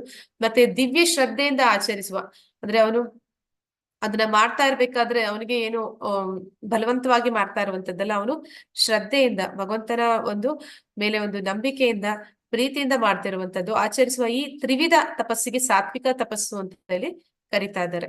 ಇಲ್ಲಿ ನಾವು ನೋಡ್ತಾ ಇದೀವಿ, ಅದಕ್ಕೆ ಉದಾಹರಣೆಯಾಗಿ ಬೃಂದಾವನ ಪರಿಕ್ರಮ,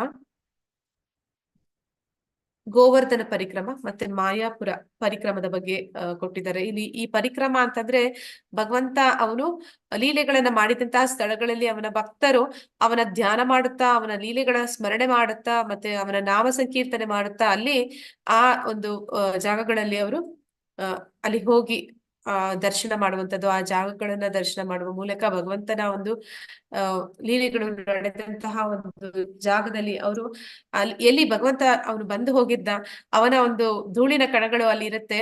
ಆದ ಕಾರಣ ಕೆಲವೊಂದು ಸಲ ಅಲ್ಲಿ ಹೋಗುವಂತವ್ರು ಅವರು ಯಾವುದೇ ರೀತಿಯ ಒಂದು ಪಾದರಕ್ಷೆಗಳನ್ನ ಧರಿಸೋದಿಲ್ಲ. ಭಗವಂತ ಓಡಾಡಿರುವಂತಹ ಮಣ್ಣು ಆ ಜಾಗ ಅದರ ಮೇಲೆ ನಾವು ನಡೆದಾಡಿದಾಗ ಭಗವಂತನ ಒಂದು ಏನಂತಾರೆ ಒಂದು ಸಾಂಗತ್ಯ ನಮ್ಗೆ ಸಿಗುತ್ತೆ, ಅಂದ್ರೆ ಅವನ ಜೊತೆ ಒಂದು ಸಂಪರ್ಕ ನಮ್ಗೆ ಸಿಗುತ್ತೆ ಅಂತ ಹೇಳಿ ಅವರು ಮಾಡುವಂತದ್ದು. ಈ ರೀತಿ ಮಾಡುವಾಗ ಅವರು ಭಗವಂತನ ನಾಮ ಸಂಕೀರ್ತನೆ ಮತ್ತೆ ಅವನ ಲೀಲೆಗಳ ಬಗ್ಗೆ ಹೇಳ್ತಾ ಇದ್ದಾರೆ. ಆದ ಕಾರಣ ಅಲ್ಲಿ ಅದು ಮಾತಿನ ತಪಸ್ಸಾಗುತ್ತೆ. ಮತ್ತೆ ಅಲ್ಲಿ ಬಂದಿರುವಂತವರು ಯಾರೆಲ್ಲ ಗುರುಗಳಿರ್ತಾರೆ ಮತ್ತೆ ಬ್ರಾಹ್ಮಣರಿರ್ತಾರೆ ಅವರ ಒಂದು ಸೇವೆಯನ್ನ ಮಾಡುವಂತದ್ದು ಮತ್ತೆ ಅವರಿಗೆ ಗೌರವಗಳನ್ನ ಸಲ್ಲಿಸುವಂತದ್ದು ಮಾಡೋದ್ರಿಂದ ಅದು ದೈಹಿಕ ತಪಸ್ಸಾಗುತ್ತೆ.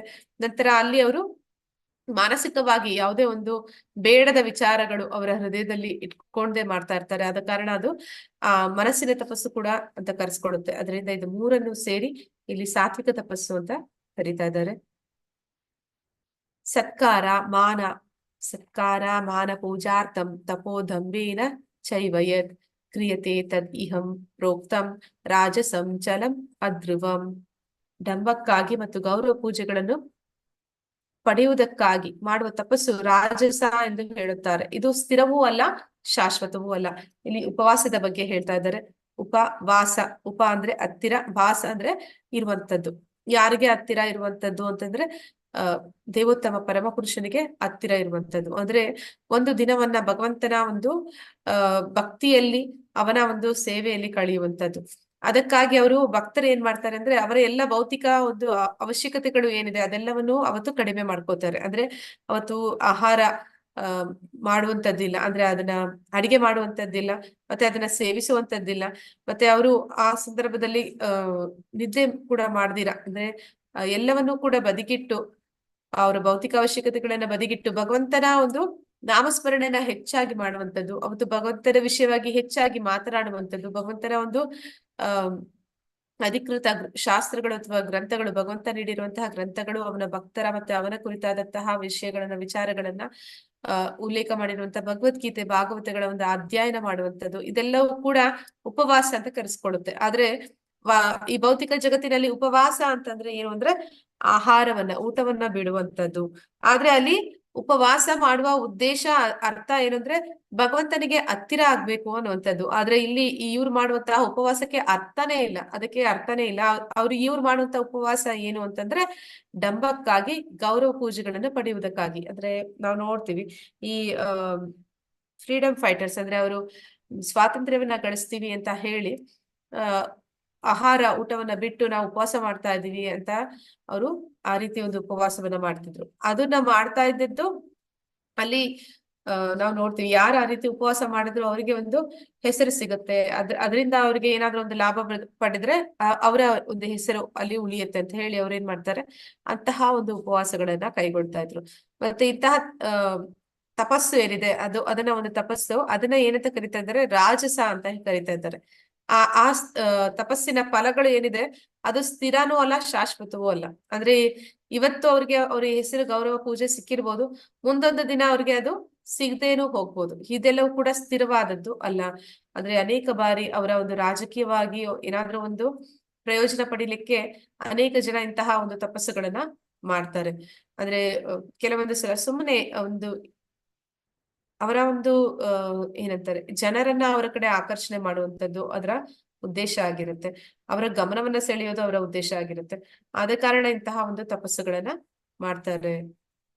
ಅದು ರಜೋಗುಣದಿಂದ ಮಾಡಿರುವಂತಹ ತಪಸ್ಸಾಗುತ್ತೆ.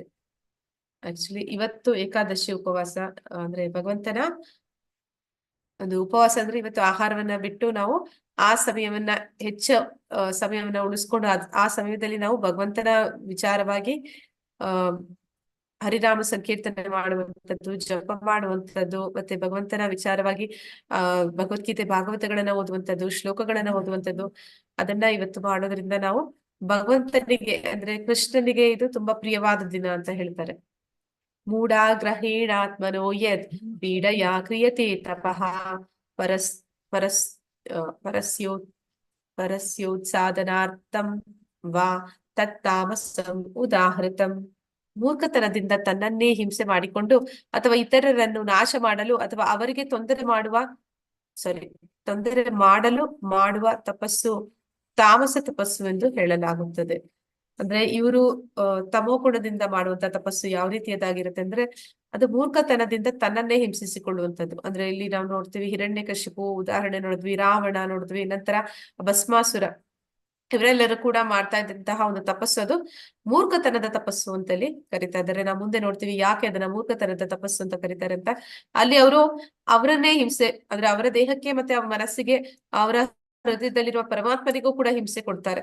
ಮತ್ತೆ ಆ ತಪಸ್ಸಿನ ಉದ್ದೇಶ ಏನಾಗಿರುತ್ತೆ ಅಂತಂದ್ರೆ ತಪಸ್ಸು ಯಾವುದನ್ನ ಕುರಿತಾಗಿ ಮಾಡ್ತಾ ಇದ್ದಾರೆ ಅಂತಂದ್ರೆ ನನಗೆ ಇಂಥ ಶಕ್ತಿಗಳು ಬೇಕು, ಅಂದ್ರೆ ನಾನು ಚಿರಾಯು ಆಗ್ಬೇಕು, ಅಂದ್ರೆ ನನಗೆ ಸಾವು ಬರಬಾರ್ದು, ಇಂತಹ ಒಂದು ಉದ್ದೇಶಗಳನ್ನ ಇಟ್ಕೊಂಡು ಮಾಡ್ತಾರೆ. ಸರಿ ಆಯ್ತು, ನೀನು ಶಾಶ್ವತವಾಗಿ ಇರ್ತೀಯಾ, ನೀನು ಚಿರಾಯು ಆಗ್ತೀಯಾ, ನಿನಗೆ ಶಕ್ತಿ ಕೊಟ್ರೆ ಏನ್ ಮಾಡ್ತೀಯಾ ಅಂತಂದ್ರೆ ಇತರರಿಗೆ ಕಿರುಕುಳವನ್ನ ಕೊಡುವಂಥದ್ದು, ಇತರರಿಗೆ ತೊಂದರೆಯನ್ನ ಕೊಡುವಂಥದ್ದು. ಯಾವ ದೇವತೆಗಳಿಂದ ಅವರು ತಪಸ್ಸಿಗೆ ಒಂದು ಫಲವನ್ನ ಪಡ್ಕೊಂಡ್ರು ಅದೇ ದೇವತೆಗಳಿಗೆ ಅವರು ತೊಂದರೆಯನ್ನ ಕೊಡ್ತಾರೆ. ಅಂದ್ರೆ ಈ ಹಿರಣ್ಯಕಶಿಪು ಅಷ್ಟೇ, ಅವರೆಲ್ಲರೂ ಕೂಡ ತಪಸ್ಸನ್ನ ಮಾಡಿ ಅವರಿಗೆ ಅದರ ಫಲಗಳು ಸಿಕ್ಕಿದ ಕೂಡಲೇ, ಶಕ್ತಿ ಪಡೆದ ಕೂಡಲೇ ಅವ್ರು ಏನ್ ಮಾಡ್ತಾರೆ, ದೇವತೆಗಳ ಒಂದು ಮೇಲೆ ಒಂದು ಯುದ್ಧವನ್ನ ಸಾರ್ತಾರೆ. ಅವರ ಒಂದು ಏನಿದೆ ಸ್ವರ್ಗ ಅದನ್ನ ಅವರಿಂದ ಕಸಿದ್ಕೊಂಡು ಅವರನ್ನ ಅಲ್ಲಿಂದ ಓಡಿಸಿ ಆ ಜಾಗದಲ್ಲಿ ಅವ್ರು ಕೂತ್ಕೋತಾರೆ.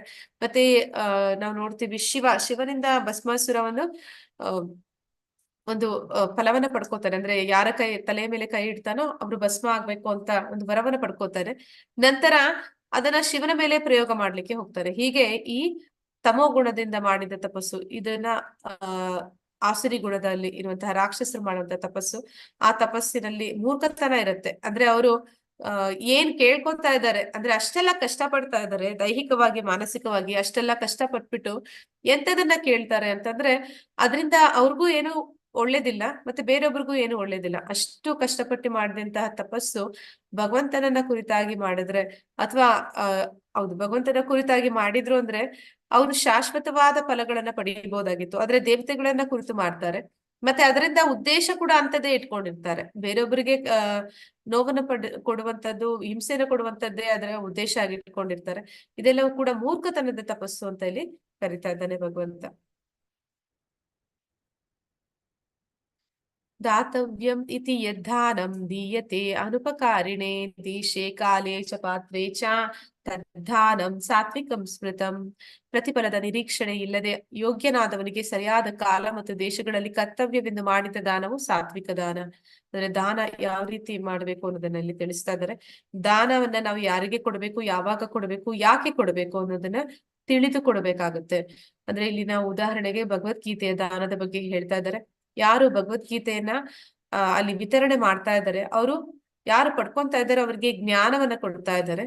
ಯಾರು ಅದನ್ನ ಪಡ್ಕೋತಾ ಇದ್ದಾರೆ ಭಗವದ್ಗೀತೆಯನ್ನ, ಅವರು ಪ್ರತಿಯಾಗಿ ಅವರಿಗೆ ಭಗವಂತನ ಒಂದು ಸೇವೆಗೆ ಉಪಯೋಗ ಆಗುವ ರೀತಿಯಲ್ಲಿ ಅವರು ಹಣವನ್ನ ಅಂದ್ರೆ ದಾನ ಮಾಡ್ತಾ ಇದ್ದಾರೆ. ಹೀಗೆ ಎರಡೂ ಕಡೆಯಿಂದ ಅಲ್ಲಿ ದಾನ ಆಗ್ತಾ ಇದೆ. ಒಬ್ರು ಜ್ಞಾನದ ದಾನ ಕೊಡ್ತಾ ಇದ್ದಾರೆ, ಇನ್ನೊಬ್ರು ಅವರಿಗೆ ಭಗವತ್ ಸೇವೆಗೆ ಪ್ರಯೋಜನ ಆಗುವ ರೀತಿಯಲ್ಲಿ ಹಣದ ಒಂದು ದಾನವನ್ನ ಮಾಡ್ತಾ ಇದ್ದಾರೆ. ಇವೆರಡೂ ಕೂಡ ಸಾತ್ವಿಕ ದಾನ ಅಂತ ಇಲ್ಲಿ ಕರಿತಾ ಇದ್ದಾರೆ. ಅಂದ್ರೆ ನಾವು ಯಾರಿಗೆ ಕೊಡ್ತಾ ಇದೀವಿ ಅದರಿಂದ ಏನಾಗುತ್ತೆ ಅನ್ನುವಂಥದ್ದು, ಅದರ ಪರಿಣಾಮ ಏನು ಅನ್ನೋದನ್ನ ತಿಳಿದಿರ್ಬೇಕು. ಎಂತವ್ರಿಗೆ ಕೊಡ್ತಾ ಇದೀವಿ, ತಪ್ಪಾದ ವ್ಯಕ್ತಿಗೆ ಕೊಟ್ವಿ ಅಂತಂದ್ರೆ ಆ ವ್ಯಕ್ತಿ ಅದನ್ನ ತಪ್ಪಾದ ರೀತಿಯಲ್ಲಿ ಬಳಸ್ತಾನೆ. ಒಂದು ಪಾಪ ಕಾರ್ಯದಲ್ಲಿ ಅವನು ಅದನ್ನ ಬಳಸ್ತಾ ಅಂತಂದ್ರೆ, ನಾವು ಕೊಟ್ಟಿದ ಹಣದಿಂದ ಅಂತಹ ಒಂದು ಪಾಪ ಕಾರ್ಯ ಆಗಿದೆ ಅಂತಂದ್ರೆ ಅದರ ಫಲವನ್ನ ನಾವು ಕೂಡ ಅನುಭವಿಸ್ಬೇಕಾಗಿ ಬರುತ್ತೆ. ಆ ರೀತಿ ನಾವು ಮಾಡ್ದಿರಾ ಭಗವಂತನ ಯಾರು ಭಕ್ತರಿರ್ತಾರೆ ಮತ್ತೆ ಭಗವಂತನ ಒಂದು ಸೇವೆಯಲ್ಲಿ ತೊಡಗಿಸುವಂತಹ ದಾನವನ್ನ ಇಲ್ಲಿ ಸಾತ್ವಿಕ ದಾನ ಅಂತ ಕರೀತಾರೆ. ಈಗ ಮಂಗಳೂರಿನಲ್ಲೂ ಕೂಡ ಅಲ್ಲಿ ಒಂದು ದೇವಸ್ಥಾನದ ನಿರ್ಮಾಣ ಆಗ್ತಿದೆ. ಎಲ್ಲರೂ ಕೂಡ ದೇವಸ್ಥಾನದ ಒಂದು ನಿರ್ಮಾಣಕ್ಕೆ ನಿಮ್ಮ ಕೈಲಾದಂತಹ ಒಂದು ಲಕ್ಷ್ಮೀ ದಾನವನ್ನ ಮಾಡಿದ್ರಿ ಅಂತಂದ್ರೆ, ಲಕ್ಷ್ಮೀ ಸೇವೆನ ಮಾಡಿದ್ರಿ ಅಂತಂದ್ರೆ ಅದು ನಿಜವಾಗ್ಲೂ ಸಾತ್ವಿಕ ದಾನ ಅಂತ ಕರೆಸ್ಕೊಳ್ಳುತ್ತೆ. ಅಂತಹ ದಾನ ಅದು ನಮಗೆ ಈಗ ನಾವು ನೋಡ್ತೀವಿ, ನಾವೇನಾದ್ರೂ ಪುಣ್ಯ ಕಾರ್ಯ ಮಾಡಿದ್ರೆ ಸ್ವರ್ಗ ಲೋಕಕ್ಕೆ ಹೋಗ್ತೀವಿ ಅಂತ. ಆದ್ರೆ ಈಗ ಈ ರೀತಿ ದೇವಸ್ಥಾನ ನಿರ್ಮಾಣ ಅಂತಹ ಕಾರ್ಯದಲ್ಲಿ ನಾವೇನ್ ದಾನ ಮಾಡ್ತೀವಿ ಅದರಿಂದ ನಮಗೆ ಸಿಗುವಂತ ಪುಣ್ಯ ಅದು ನಮ್ಮನ್ನ ಸ್ವರ್ಗಕ್ಕೆ ಕರೆದೊಯ್ಯುವಂತಹ ಪುಣ್ಯ ಆಗಿರೋದಿಲ್ಲ. ಅದು ನಮ್ಮನ್ನ ಭಕ್ತಿ ಮಾರ್ಗದಲ್ಲಿ ತೊಡಗಿಸುವಂತಹ ಪುಣ್ಯ. ಭಕ್ತಿ ಮಾರ್ಗದಲ್ಲಿ ತೊಡಗಿಸುವಂತ ಪುಣ್ಯ ಅಂದ್ರೆ ಈ ಭೌತಿಕ ಜಗತ್ತಿನ ಒಂದು ಭವಸಾಗರ, ಈ ಭವಬಂಧನದಿಂದ ನಮ್ಮನ್ನ ಬಿಡಿಸಿಕೊಳ್ಳೋದಕ್ಕೆ ಸಹಾಯ ಮಾಡುವಂತಹ ಪುಣ್ಯ. ಇದನ್ನೇ ಭಕ್ತಿ ಪುಣ್ಯ ಅಂತ ಹೇಳ್ತಾರೆ. ಈ ರೀತಿ ಮಾಡೋದ್ರಿಂದ ನಮ್ಮಲ್ಲಿ ಭಕ್ತಿ ಅನ್ನುವಂಥದ್ದು, ಭಗವಂತರ ಮೇಲೆ ಶ್ರದ್ಧೆ ಅನ್ನುವಂಥದ್ದು ಅದು ಹೆಚ್ಚುತ್ತಾ ಹೋಗುತ್ತೆ. ಅಂದ್ರೆ ನಾವು ಕೂಡ ಸಾಧಾರಣವಾಗಿ ಮನೆಯಲ್ಲಿ ನಮ್ಮ ಮಕ್ಕಳು ಅಥವಾ ಪರಿವಾರದವರಿಗಾಗಿ ಏನಾದ್ರೂ ಹಣ ಕೊಡ್ಬೇಕು ಅಂತಂದಾಗ ನಮಗೆ ಅವರ ಮೇಲೆ ಹೆಚ್ಚು ಪ್ರೀತಿ ಇರೋದ್ರಿಂದ ನಾವು ಎಷ್ಟು ಅವರಿಗಾಗಿ ನಾವು ಜೀವನ ಪರ್ಯಂತ ಹಣವನ್ನ ಕೊಟ್ರು, ಅಂದ್ರೆ ಎಷ್ಟು ನಮ್ಮ ಶ್ರಮವನ್ನ ಅಥವಾ ಹಣವನ್ನೇ ಕೊಟ್ಟರು ಕೂಡ ನಮಗೆ ಅವ್ರ ಮೇಲೆ ಅಷ್ಟು ಪ್ರೀತಿ ಇರೋ ಕಾರಣ ನಮ್ಗೆ ಅನ್ಸೋದಿಲ್ಲ ನಾವು ಇಷ್ಟೆಲ್ಲ ಮಾಡಿದ್ವಿ ಅವ್ರಿಗೆ ಅಂತ ಅನ್ಸೋದಿಲ್ಲ. ಅದೇ ರೀತಿ ಯಾವಾಗ ನಾವು ಭಗವಂತನಿಗಾಗಿ ಅಥವಾ ಭಗವಂತನ ಭಕ್ತರಿಗಾಗಿ ಅದನ್ನ ಮಾಡ್ತಾ ಇರ್ತೀವಿ, ಆಗ ನಾವು ಕೂಡ ನಮಗೆ ತಿಳಿಯದ ಹಾಗೆ ಅವ್ರ ಮೇಲೆ ನಮಗೆ ಒಂದು ಪ್ರೀತಿ ಅನ್ನುವಂಥದ್ದು ಏನಂತಾರೆ ನಮ್ಮವರು ಅಥವಾ ನನ್ನದು ಅನ್ನುವಂತಹದ್ದು ಒಂದು ಭಾವನೆ ಬರುತ್ತೆ. ಅಂದ್ರೆ ನಮ್ಮ ಮಕ್ಕಳು ಪರಿವಾರದವ್ರಿಗೆ ಹೇಗೆ ಮಾಡುವಾಗ ನಮ್ಗೆ ಅನ್ಸುತ್ತೆ, ಆ ರೀತಿ ನಾವು ಅಂಥದೇ ಒಂದು ಪ್ರೀತಿನ, ಒಂದು ಬಾಂಧವ್ಯವನ್ನ, ಒಂದು ಸಂಬಂಧವನ್ನ ನಾವು ಭಗವಂತನ ಜೊತೆಯಲ್ಲಿ ಕೂಡ ಏರ್ಪಡಿಸ್ಕೊಳ್ಳಿಕ್ಕೆ ಸಾಧ್ಯ ಆಗುತ್ತೆ. ಯಾವಾಗ ಅಂದ್ರೆ ನಾವು ಏನು ಲಾಭ ಅಂದ್ರೆ ನಾವು ಏನು ಕಷ್ಟಪಟ್ಟು ಸಂಪಾದನೆ ಮಾಡಿ ಹಣವನ್ನ ಮಾಡಿದೀವಿ ಅದನ್ನ ಅವನ ಕಾರ್ಯದಲ್ಲಿ ತೊಡಗಿಸೋದ್ರಿಂದ ಆ ರೀತಿ ಒಂದು ಪ್ರೀತಿಯನ್ನ ನಾವು ಭಗವಂತನ ಮೇಲೆ ಕೂಡ ಬೆಳೆಸ್ಕೊಳ್ಳಿಕ್ಕೆ ಸಾಧ್ಯ ಆಗುತ್ತೆ. ಅದನ್ನ ಇಲ್ಲಿ ಸಾತ್ವಿಕ ದಾನ ಅಂತ ಕರೀತಾ ಇದ್ದಾರೆ. ಪ್ರತಿಫಲದ ನಿರೀಕ್ಷಣೆ ಇಲ್ಲದೆ ಯೋಗ್ಯನಾದವರಿಗೆ ಸರಿಯಾದ ಕಾಲ ಮತ್ತು ದೇಶಗಳಲ್ಲಿ ಕರ್ತವ್ಯವೆಂದು ಮಾಡಿದ ದಾನವು ಸಾತ್ವಿಕ ದಾನ. ಇಲ್ಲಿ 17ನೇ ಅಧ್ಯಾಯದ 20ನೇ ಶ್ಲೋಕವನ್ನು ಉಲ್ಲೇಖಿಸ್ತಾ ಇದ್ದಾರೆ.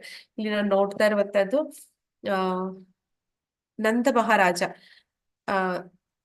ಕೃಷ್ಣ ಅವನು ಹುಟ್ಟಿ ಮಾರನೇ ದಿನ ನಂದ ಮಹಾರಾಜ ಅವನೇನ್ ಮಾಡ್ತಾನೆ ಅಂದ್ರೆ ನಂದೋತ್ಸವ ಅಂತ ಮಾಡ್ತಾನೆ. ನಂದೋತ್ಸವ ಅಂತಂದ್ರೆ ಮಗ ಹುಟ್ಟಿದ ಒಂದು ಸಂತೋಷದಲ್ಲಿ ಅವನು ಎಲ್ಲ ಬ್ರಾಹ್ಮಣರು ಯಾರಿದ್ದಾರೆ ಅವರಿಗೆ ಅವನು ದಾನಗಳನ್ನ ಕೊಡ್ತಾನೆ. ಅಂದ್ರೆ ಎಲ್ಲರೂ ಕೂಡ ಮಗನನ್ನ ಆಶೀರ್ವದಿಸ್ಲಿ ಅನ್ನೋ ಉದ್ದೇಶದಿಂದ ಆ ರೀತಿ ಅವನು ಸಂತೋಷದಲ್ಲಿ ಅಲ್ಲಿ ದೇವಸ್ಥಾನಗಳಲ್ಲಿ ಪೂಜೆಗಳನ್ನ ಮಾಡಿಸುವಂತದ್ದು, ಮತ್ತೆ ಸತ್ಪಾತ್ರರು ಯಾರಿದ್ದಾರೆ ಅಂತವರಿಗೆ ದ್ರವ್ಯ ದಾನವನ್ನು ಮಾಡುವಂಥದ್ದು, ಇವೆಲ್ಲವೂ ಕೂಡ ಸಾತ್ವಿಕ ದಾನ ಅಂತ ಇಲ್ಲಿ ಕರೀತಾ ಇದ್ದಾರೆ. ಯತ್ತು ಪ್ರತ್ಯುಪಕಾರಾರ್ಥಂ ಫಲಂ ಉದ್ದೇಶ್ಯ ವಾ ಪುನಃ ದೀಯತೆ ಚ ಪರಿಕ್ಲಿಷ್ಟಂ ತದ್ಧಾನಂ ರಾಜ ಸಂಸ್ಕೃತಂ. ಆದರೆ ಪ್ರತ್ಯುಪಕಾರದ ಬಯಕೆಯಿಂದ ಅಥವಾ ಕರ್ಮ ಫಲಾಪೇಕ್ಷೆಯಿಂದ ಅಥವಾ ಇಷ್ಟವಿಲ್ಲದೆ ನೀಡುವ ದಾನವನ್ನು ರಾಜಸ ಎಂದು ಹೇಳುತ್ತಾರೆ. ಅಂದ್ರೆ ನಮ್ಗೆ ದಾನ ಕೊಡೋದಕ್ಕೆ ಮನಸ್ಸಿಲ್ಲ ಆದ್ರೂ ಕೂಡ ಮನಸ್ಸಿಲ್ಲದ ಮನಸ್ಸಿನಿಂದ ಕೊಡುವಂಥದ್ದು. ಅಂದ್ರೆ ಯಾವ್ದೋ ಒಂದು ಏನಂತಾರೆ ಒತ್ತಡಕ್ಕೆ ಸಿಕ್ಕಾಕೊಂಡು ಕೊಡ್ತಾ ಇದ್ದಾರೆ. ಆದ್ರೆ ಇನ್ನು ಕೆಲವರು ಯಾವ ರೀತಿ ಕೊಡ್ತಾರೆ ಅಂದ್ರೆ ನಾನೀಗ ಇವತ್ ಕೊಡ್ತಾ ಇದ್ದೀನಿ, ಇದರಿಂದ ನಾಳೆ ನನ್ಗೆ ಇನ್ನೇನೋ ಒಂದು ಲಾಭ ಸಿಗುತ್ತೆ ಅಂತಹ ಒಂದು ಇಚ್ಛೆ ಇಟ್ಕೊಂಡು ಮಾಡುವಂಥದ್ದು.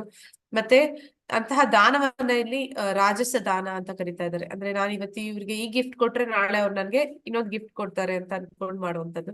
ಮತ್ತೆ ಇನ್ಯಾರಿಗೋ ನಮ್ಗೆ ಕೊಡೋಕೆ ಮನಸ್ಸಿಲ್ಲ ಆದ್ರೆ ಇವಾಗ ಕೊಡ್ಲೇಬೇಕು ಅಂತ ಪರಿಸ್ಥಿತಿ ಬಂದಿದೆ ಅಂತ ಇಷ್ಟ ಇಲ್ದಿರ ಕೊಡ್ತಾ ಇರುವಂತಹ ದಾನ, ಇದೆಲ್ಲವನ್ನು ಕೂಡ ಇಲ್ಲಿ ರಾಜಸ ದಾನ ಅಂತ ಕರೀತಾರೆ. ಚಿತ್ರದಲ್ಲಿ ತೋರಿಸ್ತಿರುವಂತದ್ದು ನಿಮ್ಗೆಲ್ಲರಿಗೂ ಅದು ಚಿರಪರಿಚಿತ ಆಗಿರುತ್ತೆ. ಅಂದ್ರೆ ಈ ಕೋವಿಡ್ ಸಮಯದಲ್ಲಿ ಅನೇಕ ಜನ ಅವರು ದಾನಗಳನ್ನ ಕೊಟ್ರು, ಅಂದ್ರೆ ಅವರಿಂದ ಆದಂತಹ ಸಹಾಯವನ್ನ ಮಾಡಿದ್ರು. ಆದ್ರೆ ಸಹಾಯ ಮಾಡುವಾಗ ಸೆಲ್ಫಿ ಅಂದ್ರೆ ಅವರ ಒಂದು ಚಿತ್ರವನ್ನ ಹಿಡಿದು ಅದನ್ನ ಎಲ್ಲಾ ಕಡೆ ಅವರ ಒಂದು ಸೋಷಿಯಲ್ ಮೀಡಿಯಾದಲ್ಲಿ ತೋರಿಸ್ಕೊಂಡ್ರು. ಅಂದ್ರೆ ಇದು ಡಂಬಾಚಾರಕ್ಕಾಗಿ ಮಾಡುವಂತದ್ದು. ಅಂದ್ರೆ ನಾನ್ ಮಾಡ್ತಾ ಇದ್ದೀನಿ, ನಾನು ಕೂಡ ಮಾಡಿದ್ದೀನಿ, ಅಥವಾ ಅವ್ರ ಹತ್ರ ಎಷ್ಟು ಹಣ ಇದೆ ಆ ರೀತಿ ಒಂದು ಅಹಂಕಾರದಿಂದ ತೋರಿಕೆಗಾಗಿ ಮಾಡ್ತಾ ಇರುವಂತದ್ದು. ಅಂದ್ರೆ ಆ ರೀತಿ ಒಂದು ಫಲಾಪೇಕ್ಷೆ, ಅಂದ್ರೆ ನಾನು ಇದನ್ನ ಮಾಡಿದೆ ಎಲ್ಲರಿಗೂ ಒಂದು 4 ಜನಕ್ಕೆ ಗೊತ್ತಾಗ್ಬೇಕು ಅಂತಹ ಒಂದು ಫಲಾಪೇಕ್ಷೆ. ಅಂದ್ರೆ ನಾನು ಇವತ್ತು ಇದು ಕೊಟ್ಟಿದ್ದೀನಿ, ಅವ್ರು ನಾಳೆ ನನಗೆ ಕೊಡ್ತಾರೆ ಅನ್ನುವಂಥದ್ದಲ್ಲ.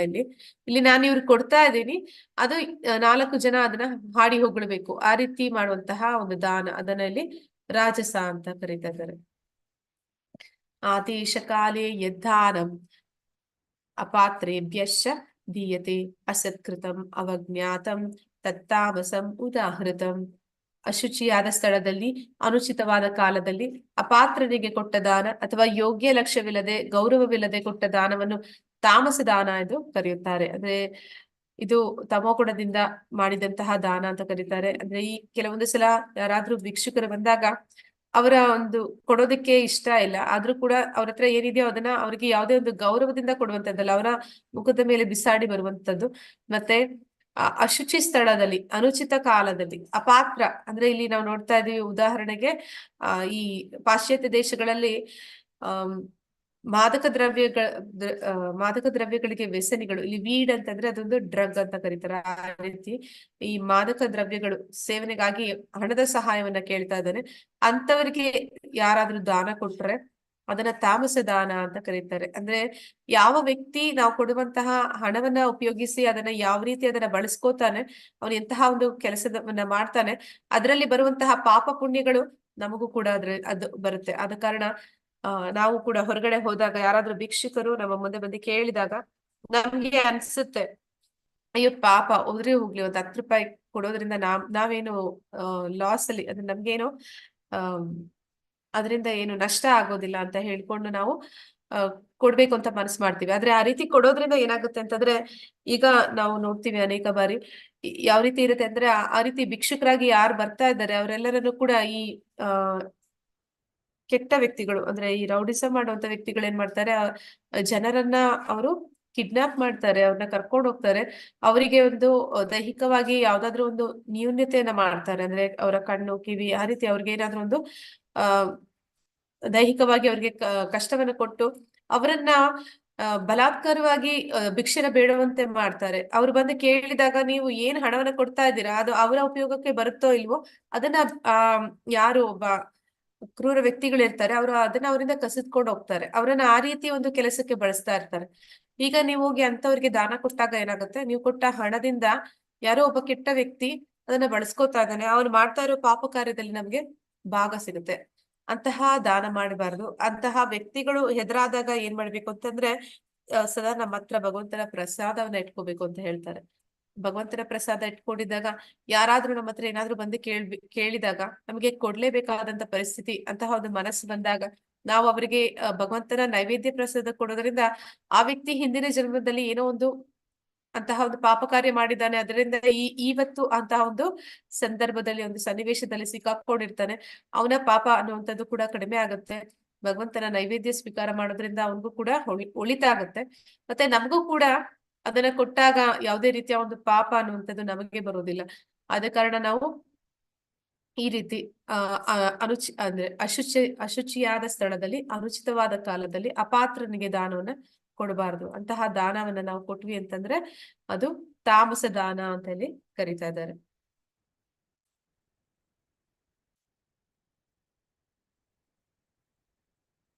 ಸೃಷ್ಟಿಯಾದ ಕಾಲದಿಂದ ಓಂ ತತ್ಸತ್ ಎನ್ನುವ ಪದಗಳನ್ನು ಪರಮ ಪರಿಪೂರ್ಣ ಸತ್ಯವನ್ನು ನಿರ್ದೇಶಿಸಲು ಬಳಸಲಾಯಿತು.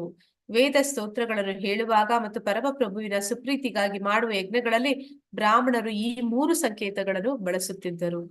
ಅಂದ್ರೆ ನಾವ್ ಯಾವಾಗಾದ್ರೂ ಒಳ್ಳೆ ಕಾರ್ಯಗಳನ್ನ ಮಾಡಿದ್ರೆ, ಅಂದ್ರೆ ಯಾವ್ದೆಲ್ಲ ಕಾರ್ಯಗಳು ಅಂತಂದ್ರೆ ಯಜ್ಞ, ತಪಸ್ಸು, ದಾನ ಯಾವ್ದನ್ನೇ ಮಾಡ್ಲಿ ಅದನ್ನ ಮಾಡುವಾಗ ಭಗವಂತನಿಗೆ ಸುಪ್ರೀತವಾಗ್ಬೇಕು ಅಂತ ಹೇಳಿ ಅದನ್ನ ಯಾವುದೇ ದಾನ ಇರ್ಬೋದು, ಯಜ್ಞ ಇರ್ಬೋದು, ತಪಸ್ಸಿರ್ಬೋದು, ಅದನ್ನ ಭಗವಂತನಿಗೆ ಅರ್ಪಿಸಿ ಕೊನೆಯಲ್ಲಿ ನಾವು ಹರಿಹೋಂ ತತ್ಸತ್ ಅಂದ್ರೆ ಅದು ಸರ್ವಂ ಕೃಷ್ಣಾರ್ಪಣ ಮಸ್ತು ಅಂತ ಹೇಳ್ತಾರಲ್ಲ, ಅದೇ ರೀತಿಯದ್ದಾಗಿರುತ್ತೆ. ಹರಿಹೋಂ ತತ್ಸತ್ ಅಂದ್ರೆ ಭಗವಂತ ಎಲ್ಲ ನಿನಗೆ ಅರ್ಪಣೆ, ನಿನಗೆ ಸೇರ್ಲಿ ಅನ್ನುವಂಥದ್ದು. ಆ ರೀತಿ ಹೇಳಿ ಮಾಡ್ತಾ ಇದ್ರು ಅಂತ ಹೇಳ್ತಾ ಇದ್ದಾರೆ. ಸೃಷ್ಟಿಯಾದ ಕಾಲದಿಂದಲೂ ಕೂಡ ಇದನ್ನ ಹೇಳ್ತಾ ಇದ್ರು. ಈ ಪದಗಳನ್ನ ಹೇಳಿ ಪರಿಪೂರ್ಣ ಸತ್ಯವನ್ನು ನಿರ್ದೇಶಿಸಲು ಬಳಸಲಾಗ್ತಿತ್ತು. ಅಂದ್ರೆ ಅದನ್ನ ಭಗವಂತನ ದೇವೋತ್ತಮ ಪರಮ ಪುರುಷನ ಕುರಿತಾಗಿ ಮಾಡ್ತಾ ಇದ್ದಂತಹ ಒಂದು ಕಾರ್ಯಗಳಾಗಿರ್ತದ್ವು. ವೇದ ಸ್ತೋತ್ರಗಳು ಹೇಳುವಾಗ ಮತ್ತು ಪರಮ ಪ್ರಭುವಿನ ಸುಪ್ರೀತಿಗಾಗಿ ಮಾಡುವ ಯಜ್ಞಗಳಲ್ಲಿ ಬ್ರಾಹ್ಮಣರು ಈ ಸಂಕೇತಗಳನ್ನ ಬಳಸ್ತಾ ಇದ್ರು. ಅಂದ್ರೆ ಅವ್ರು ಎಲ್ಲವನ್ನು ಕೂಡ ಮಾಡಿದಾದ್ಮೇಲೆ, ಯಜ್ಞ ಅದು ಪೂರ್ಣ ಆದ್ಮೇಲೆ ಯಾವುದೇ ದೇವತೆಯ ಕುರಿತಾಗಿ ಅವ್ರು ಯಜ್ಞವನ್ನ ಮಾಡ್ತಿರ್ಬೋದು, ಯಾವುದೇ ಒಂದು ಐಹಿಕ ಇಚ್ಛೆ ಇಟ್ಕೊಂಡು ಒಂದು ಯಜ್ಞವನ್ನ ಆಚರಣೆ ಮಾಡ್ತಾ ಇರ್ಬೋದು. ಆದ್ರೆ ಯಾರು ಸರಿಯಾದ ಬ್ರಾಹ್ಮಣರು ಇರ್ತಾರೆ ಅವ್ರೇನ್ ಮಾಡ್ತಾರೆ ಅಂದ್ರೆ ಆ ಯಜ್ಞ ಅದು ಪೂರ್ಣ ಆದ ಕೂಡಲೇ ಅವರು ಕೃಷ್ಣಾರ್ಪಣ ಮಸ್ತು ಅಂತ ಅದನ್ನ ಕೃಷ್ಣನಿಗೆ ಅಂದ್ರೆ ಯಜ್ಞ ಪುರುಷನಿಗೆ ಅದನ್ನ ಅರ್ಪಿಸ್ತಾರೆ. ಅದು ಈ ರೀತಿ ಹರಿಹೋಂ ತತ್ಸತ್ ಅನ್ನುವ ಪದಗಳನ್ನ ಬಳಸ್ತಿದ್ರು ಅಂತ ಹೇಳಿ ಹೇಳ್ತಾ ಇದ್ದಾರೆ. ಸೃಷ್ಟಿಯಾದ ಕಾಲದಿಂದ ಓಂ ತತ್ಸತ್ ಎನ್ನುವ ಪದಗಳನ್ನು ಪರಮ ಪರಿಪೂರ್ಣ ಸತ್ಯವನ್ನು ನಿರ್ದೇಶಿಸಲು ಬಳಸಲಾಯಿತು. ವೇದ ಸ್ತೋತ್ರಗಳನ್ನು ಹೇಳುವಾಗ ಮತ್ತು ಪರಮಪ್ರಭುವಿನ ಸುಪ್ರೀತಿಗಾಗಿ ಮಾಡುವ ಯಜ್ಞಗಳಲ್ಲಿ ಬ್ರಾಹ್ಮಣರು ಈ 3 ಸಂಕೇತಗಳನ್ನು ಬಳಸುತ್ತಿದ್ದರು. ಯಾರು ಸರಿಯಾದ ಜ್ಞಾನವುಳ್ಳ ಬ್ರಾಹ್ಮಣರು ಇರ್ತಾರೆ, ಅವ್ರಿಗೆ ಗೊತ್ತಿರುತ್ತೆ ಯಜ್ಞ ಪುರುಷ ಯಾರು ಅಂತ. ಯಾವುದೇ ದೇವತೆಗಳನ್ನ ಕುರಿತಾಗಿ ನೀವು ಯಾವುದೇ ಒಂದು ಯಜ್ಞದಲ್ಲಿ ಎಂತದೇ ಒಂದು ದ್ರವ್ಯವನ್ನ ನಾವು ಅದಕ್ಕೆ ಕೊಟ್ರು, ಆಹುತಿಯಾಗಿ ಕೊಟ್ರು ಕೂಡ ಅದೆಲ್ಲವೂ ಕೂಡ ಹೋಗಿ ಸೇರುವಂತದ್ದು ಯಜ್ಞ ಪುರುಷನಿಗೆ. ಆ ಯಜ್ಞ ಪುರುಷ ನಂತರ ಅದಕ್ಕೆ ಪ್ರತಿಫಲವಾಗಿ ದೇವತೆಗಳಿಗೆ ಅವರಿಗೆ ಸೇರ್ಬೇಕಾದಂತಹ ಒಂದು ಪಾಲನ ಕೊಡ್ತಾನೆ. ಹೀಗೆ ಯಾರು ಬ್ರಾಹ್ಮಣರಿರ್ತಾರೆ ಅವರು ಏನನ್ನೇ ಮಾಡಿದ್ರು ಕೂಡ ಎಲ್ಲವನ್ನೂ ಕೂಡ ದೇವೋತ್ತಮ ಪರಮ ಪುರುಷನಿಗೆ ಕೊನೆಯಲ್ಲಿ ಅದನ್ನ ಅರ್ಪಣೆ ಮಾಡ್ತಾರೆ. ಅದು ಈ 3 ಪದಗಳನ್ನ ಬಳಸಿ ಓಂ ತತ್ಸತ್ ಅಂತ ಹೇಳ್ತಾ ಮಾಡ್ತಾರೆ ಅಂತ ಹೇಳಿ ಹೇಳ್ತಾ ಇದ್ದಾರೆ.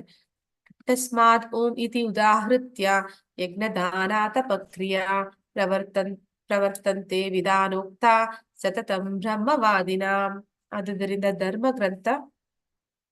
ಧರ್ಮಗ್ರಂಥಗಳ ನಿಯಮಗಳಿಗೆ ಅನುಗುಣವಾಗಿ ಯಜ್ಞ, ದಾನ ಮತ್ತು ತಪಸ್ಸುಗಳ ಆಚರಣೆಯನ್ನು ಕೈಗೊಳ್ಳುವ ಆಧ್ಯಾತ್ಮವಾದಿಗಳು ಪರಮ ಸತ್ಯವನ್ನು ಪಡೆಯಲು ಯಾವಾಗಲೂ ಓಂನಿಂದ ಪ್ರಾರಂಭಿಸುತ್ತಾರೆ.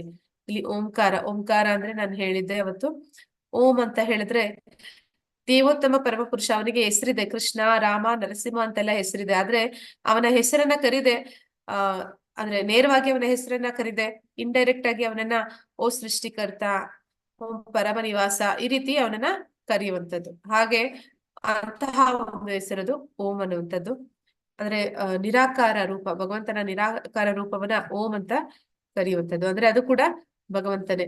ಹೀಗೆ ಧರ್ಮ ಗ್ರಂಥಗಳ ನಿಯಮಗಳಿಗೆ ಅನುಗುಣವಾಗಿ ಅಂದ್ರೆ ಶಾಸ್ತ್ರಗಳಿಗೆ ಅನುಗುಣವಾಗಿ ಮಾಡುವಂತಹ ಯಜ್ಞ, ದಾನ ಮತ್ತು ತಪಸ್ಸು, ಅವುಗಳನ್ನ ಆಧ್ಯಾತ್ಮವಾದಿಗಳು ಪರಮ ಸತ್ಯವನ್ನು ಪಡೆಯಲು ಯಾವಾಗಲೂ ಓಂನಿಂದ ಪ್ರಾರಂಭಿಸುತ್ತಾರೆ. ಅಂದ್ರೆ ಈ ವೇದ ಮಂತ್ರಗಳು ಸದಾ ಅವೆಲ್ಲವೂ ಕೂಡ ಓಂಕಾರದಿಂದ ಪ್ರಾರಂಭ ಆಗುತ್ತೆ. ಯಾವುದೇ ವೇದ ಮಂತ್ರಗಳನ್ನ ನಾವು ಓದುವಾಗ ಮೊದಲು ಅಲ್ಲಿ ಓಂಕಾರ ಬರುತ್ತೆ. ಅಂದ್ರೆ ಆ ವೇದ ಮಂತ್ರಗಳು ನಮಗೆ ಪರೋಕ್ಷವಾಗಿ ಏನ್ ಹೇಳ್ತಾ ಇದೆ ಅಂದ್ರೆ ಭಗವಂತನ ಸ್ಮರಣೆನ ನಮಗೆ ಮೊದಲು ಮಾಡಿಸುತ್ತೆ.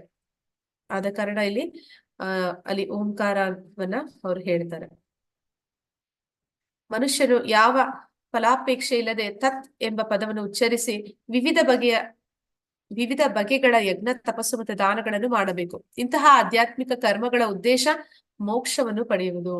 ಇಲ್ಲಿ ತತ್ ಅಂತ ಯಾವಾಗ ಹೇಳ್ತಾರೆ ಮತ್ತೆ ಏನಕ್ಕೆ ಹೇಳ್ತಾರೆ ಹಾಗಂದ್ರೆ ಏನು ಅಂತ ಕೊಟ್ಟಿದ್ದಾರೆ. ಫಲಾಪೇಕ್ಷೆ ಇಲ್ಲದೆ ಮಾಡುವಂತದ್ದು, ಯಾವುದೇ ಒಂದು ಐಹಿಕ ಇಚ್ಛೆ ಇಟ್ಕೊಳ್ದಿರ ಮಾಡುವಂತದ್ದು. ಆ ಸಂದರ್ಭದಲ್ಲಿ ಅವರು ಉಚ್ಚರಿಸುವಂತದ್ದು ತತ್ ಎಂಬ ಪದವನ್ನ ಉಚ್ಚಾರಣೆ ಮಾಡ್ತಾರೆ.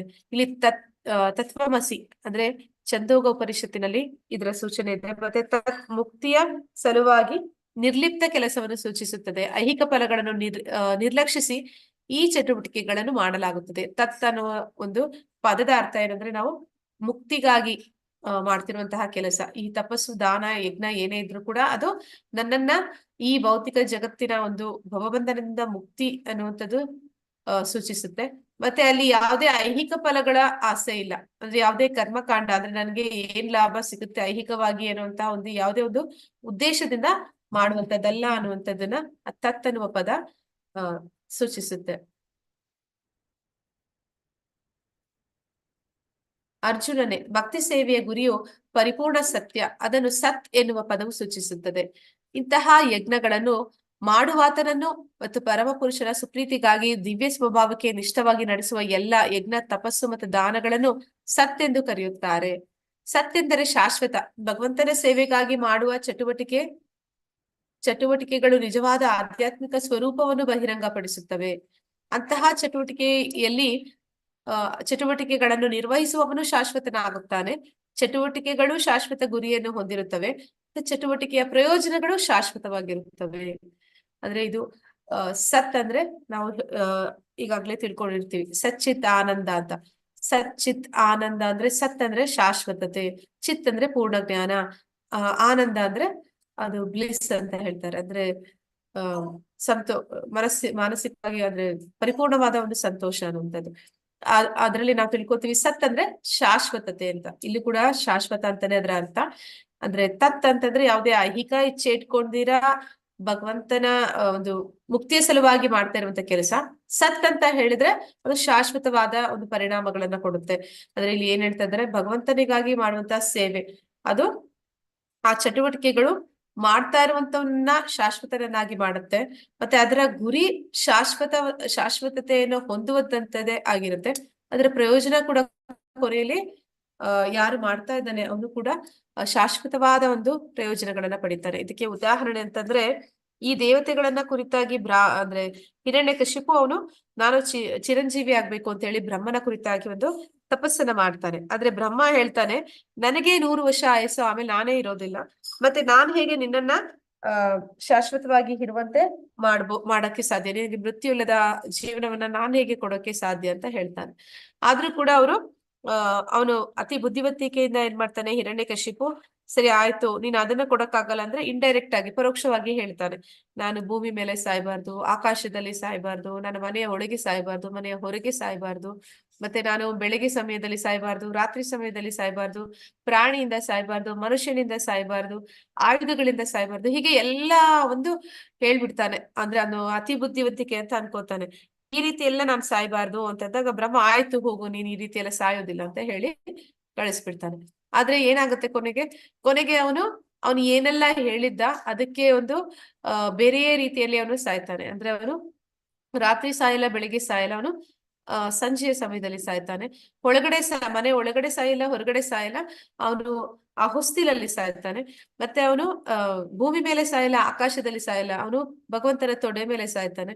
ಆಯುಧಗಳಿಂದ ಸಾಯಲ್ಲ, ಅವನು ಸ್ವತಃ ನರಸಿಂಹನ ಉಗುರುಗಳಿಂದ ಸಾಯ್ತಾನೆ. ಅವನನ್ನ ಒಂದು ಪ್ರಾಣಿ ಕೊಲ್ಬಾರ್ದು, ಮನುಷ್ಯ ಕೊಲ್ಬಾರ್ದು ಅಂತಾನೆ ಭಗವಂತ. ಅವನು ಏನಂತಾರೆ, ನರಸಿಂಹ ಅಂದ್ರೆ ಅವನು ನರ ಅಂದ್ರೆ ಮನುಷ್ಯ, ಸಿಂಹ ಅಂದ್ರೆ ಸಿಂಹ, ಎರಡು ಕೂಡ ಆಗಿ ಬರ್ತಾನೆ ಅವನನ್ನ ಕೊಲ್ಲೋದಕ್ಕೆ. ಹೀಗೆ ಅವನು ಎಷ್ಟೆಲ್ಲ ಬುದ್ಧಿವಂತಿಕೆ ತೋರಿಸಿದ್ರು ಕೂಡ ಅವನು ಆ ಶಾಶ್ವತವಾದ ಒಂದು ಲಾಭವನ್ನ ಪಡೆಯೋದಕ್ಕೆ ಸಾಧ್ಯ ಆಗೋದಿಲ್ಲ. ಆದ್ರೆ ಇನ್ನೊಂದು ಉದಾಹರಣೆ ಯಾವುದು ಅಂತಂದ್ರೆ, ಧ್ರುವ ಮಹಾರಾಜನಂದು. ಧ್ರುವ ಮಹಾರಾಜ ಅವನು ಐಹಿಕ ಇಚ್ಛೆ ಇಟ್ಕೊಂಡೆ ಅವನು ಭಗವಂತನ ಹತ್ರ ಹೋಗ್ತಾನೆ. ಅಂದ್ರೆ ಅವನ ತಂದೆ ಉತ್ತಾನಪಾದ ಇರ್ತಾನೆ, ಅವನಿಗೆ 2 ಹೆಂಡತಿಯರಿರ್ತಾರೆ. ಒಂದು ಸುನೀತಿ ಮತ್ತೆ ಇನ್ನೊಬ್ಳು ಸುಲೂಚಿ ಅಂತ. ಸುನೀತಿಯ ಮಗ ಇವನು ಧ್ರುವ ಮಹಾರಾಜ. ಸುಲೂಚಿ ಅವನ 2ನೇ ಹೆಂಡತಿ. ಅವಳು ಏನ್ ಮಾಡ್ತಾಳೆ ಅಂತಂದ್ರೆ, ಧ್ರುವ ಮಹಾರಾಜ ಅವನ ತಂದೆ ಹತ್ರ ಪ್ರೀತಿಯಿಂದ ಹೋಗ್ತಾನೆ ಅವನ ತೊಡೆ ಮೇಲೆ ಕುತ್ಕೊಳ್ಳೋಕೆ. ಅವಳು ಎಳೆದ್ಬಿಟ್ಟು ಹೇಳ್ತಾಳೆ, ಈ ರೀತಿ ನೀನು ರಾಜನ ಮೇಲೆ ಯಾವುದೇ ಅಧಿಕಾರ ನಿನಗಿಲ್ಲ, ನೀನು ನನ್ನ ಮಗನಾಗಿ ಹುಟ್ಟಿ ಬಂದಿದ್ರೆ ಮಾತ್ರನೇ ನಿನಗೆ ಅಧಿಕಾರ ಸಿಕ್ತಿತ್ತು, ನೀನ್ ನನ್ನ ಹೊಟ್ಟೆಯಲ್ಲಿ ಹುಟ್ಟಿ ಬಾ, ಈಗ ಸತ್ತು ಮತ್ತೆ ನನ್ನ ಹೊಟ್ಟೆಯಲ್ಲಿ ಮಗುವಾಗಿ ಹುಟ್ಟಿ ಬಾ, ಆಮೇಲೆ ನಿನ್ಗೆ ಆ ಜಾಗ ಸಿಗುತ್ತೆ ಅಂತ ಹೇಳಿ ಆ ಮಗುವಿನ ಮನಸ್ಸನ್ನ ತುಂಬಾ ನೋಯಿಸ್ತಾಳೆ. ಆದ್ರೆ ಈ ರೀತಿ ಎಲ್ಲ ಅವಳು ಹೇಳಿದ್ದನ್ನ ಕೇಳಿ ಮಗು ಹೋಗಿ ತನ್ನ ತಾಯಿ ಹತ್ರ ಕೇಳುತ್ತೆ, ಯಾಕೆ ಈ ರೀತಿ, ನನಗೆ ಯಾಕೆ ತಂದೆ ಹತ್ರ ಆ ಪ್ರೀತಿ ಇಲ್ಲ, ಅವನ ಹತ್ರ ನನಗೆ ಯಾವುದೇ ಒಂದು ಅಧಿಕಾರ ಇಲ್ಲ ಅಂತ ಹೇಳಿದಾಗ ತಾಯಿ, ಸರಿ ಆಯ್ತು, ಈ ನ್ಯಾಯವನ್ನ ನೀನು ದೇವ್ರ ಹತ್ರನೇ ಕೇಳು ಅಂತ ಹೇಳ್ತಾಳೆ. ಆಮೇಲೆ ದೇವ್ರು ಎಲ್ಲಿರ್ತಾರೆ ಅಂದ್ರೆ ಕಾಡಿನಲ್ಲಿ ಇರ್ತಾನೆ ಅಂತ ಹೇಳ್ತಾಳೆ. ಅಂದ್ರೆ ಅದು ಸತ್ಯಯುಗ, ಆ ಕಾಲದಲ್ಲಿ ತಪಸ್ಸನ್ನ ಆಚರಣೆ ಮಾಡ್ತಿದ್ರು.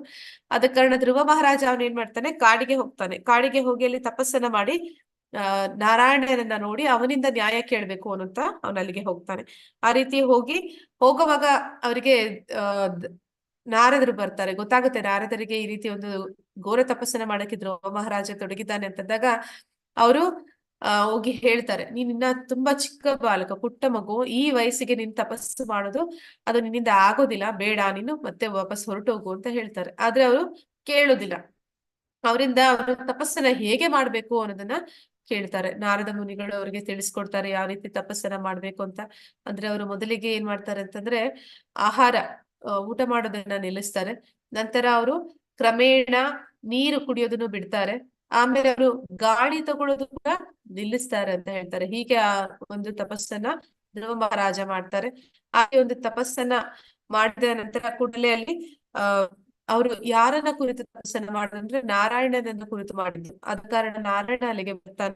ಬಂದಾಗ 5 ವರ್ಷದ ಪುಟ್ಟ ಬಾಲಕ, ಅವನಿಗೆ ಗೊತ್ತಿಲ್ಲ ಏನ್ ಹೇಳ್ಬೇಕು, ಯಾವ ರೀತಿ ಪ್ರಾರ್ಥನೆಗಳನ್ನ ಸಲ್ಲಿಸ್ಬೇಕು, ಯಾವ ರೀತಿ ಅವನು ಏನ ಕೇಳಕ್ ಬಂದ ಅದನ್ನ ಹೇಗೆ ಕೇಳ್ಬೇಕು ಅನ್ನೋದು ಕೂಡ ಅವನಿಗೆ ಗೊತ್ತಿಲ್ಲ.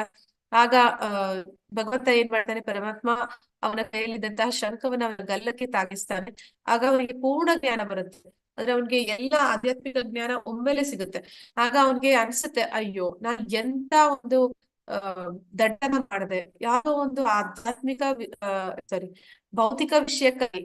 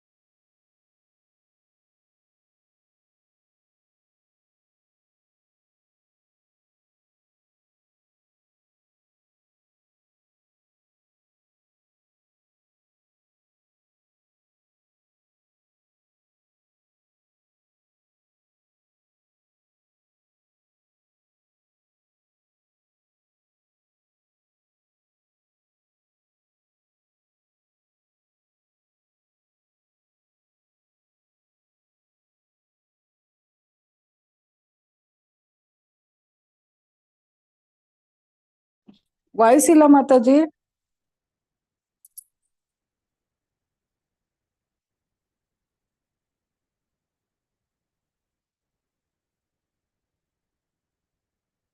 ಹಲೋ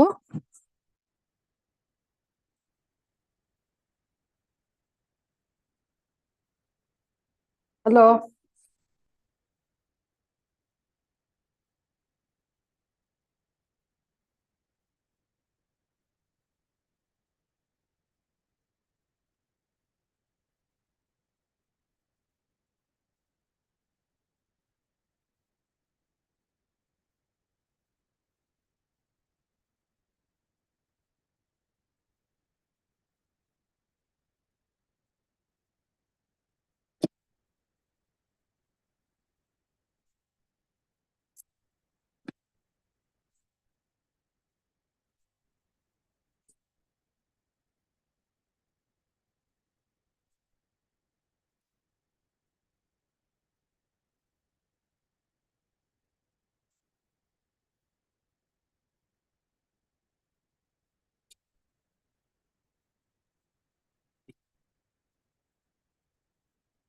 ಹರೇ ಕೃಷ್ಣ ಮಂಜುಳಾ ಮಾತಾಜಿ.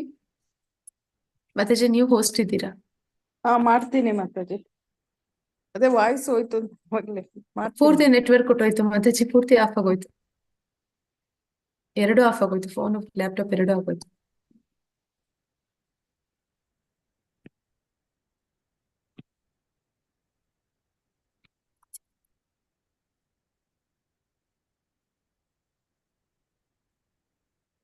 ಥ್ಯಾಂಕ್ಸ್ ಮಾತಾಜಿ.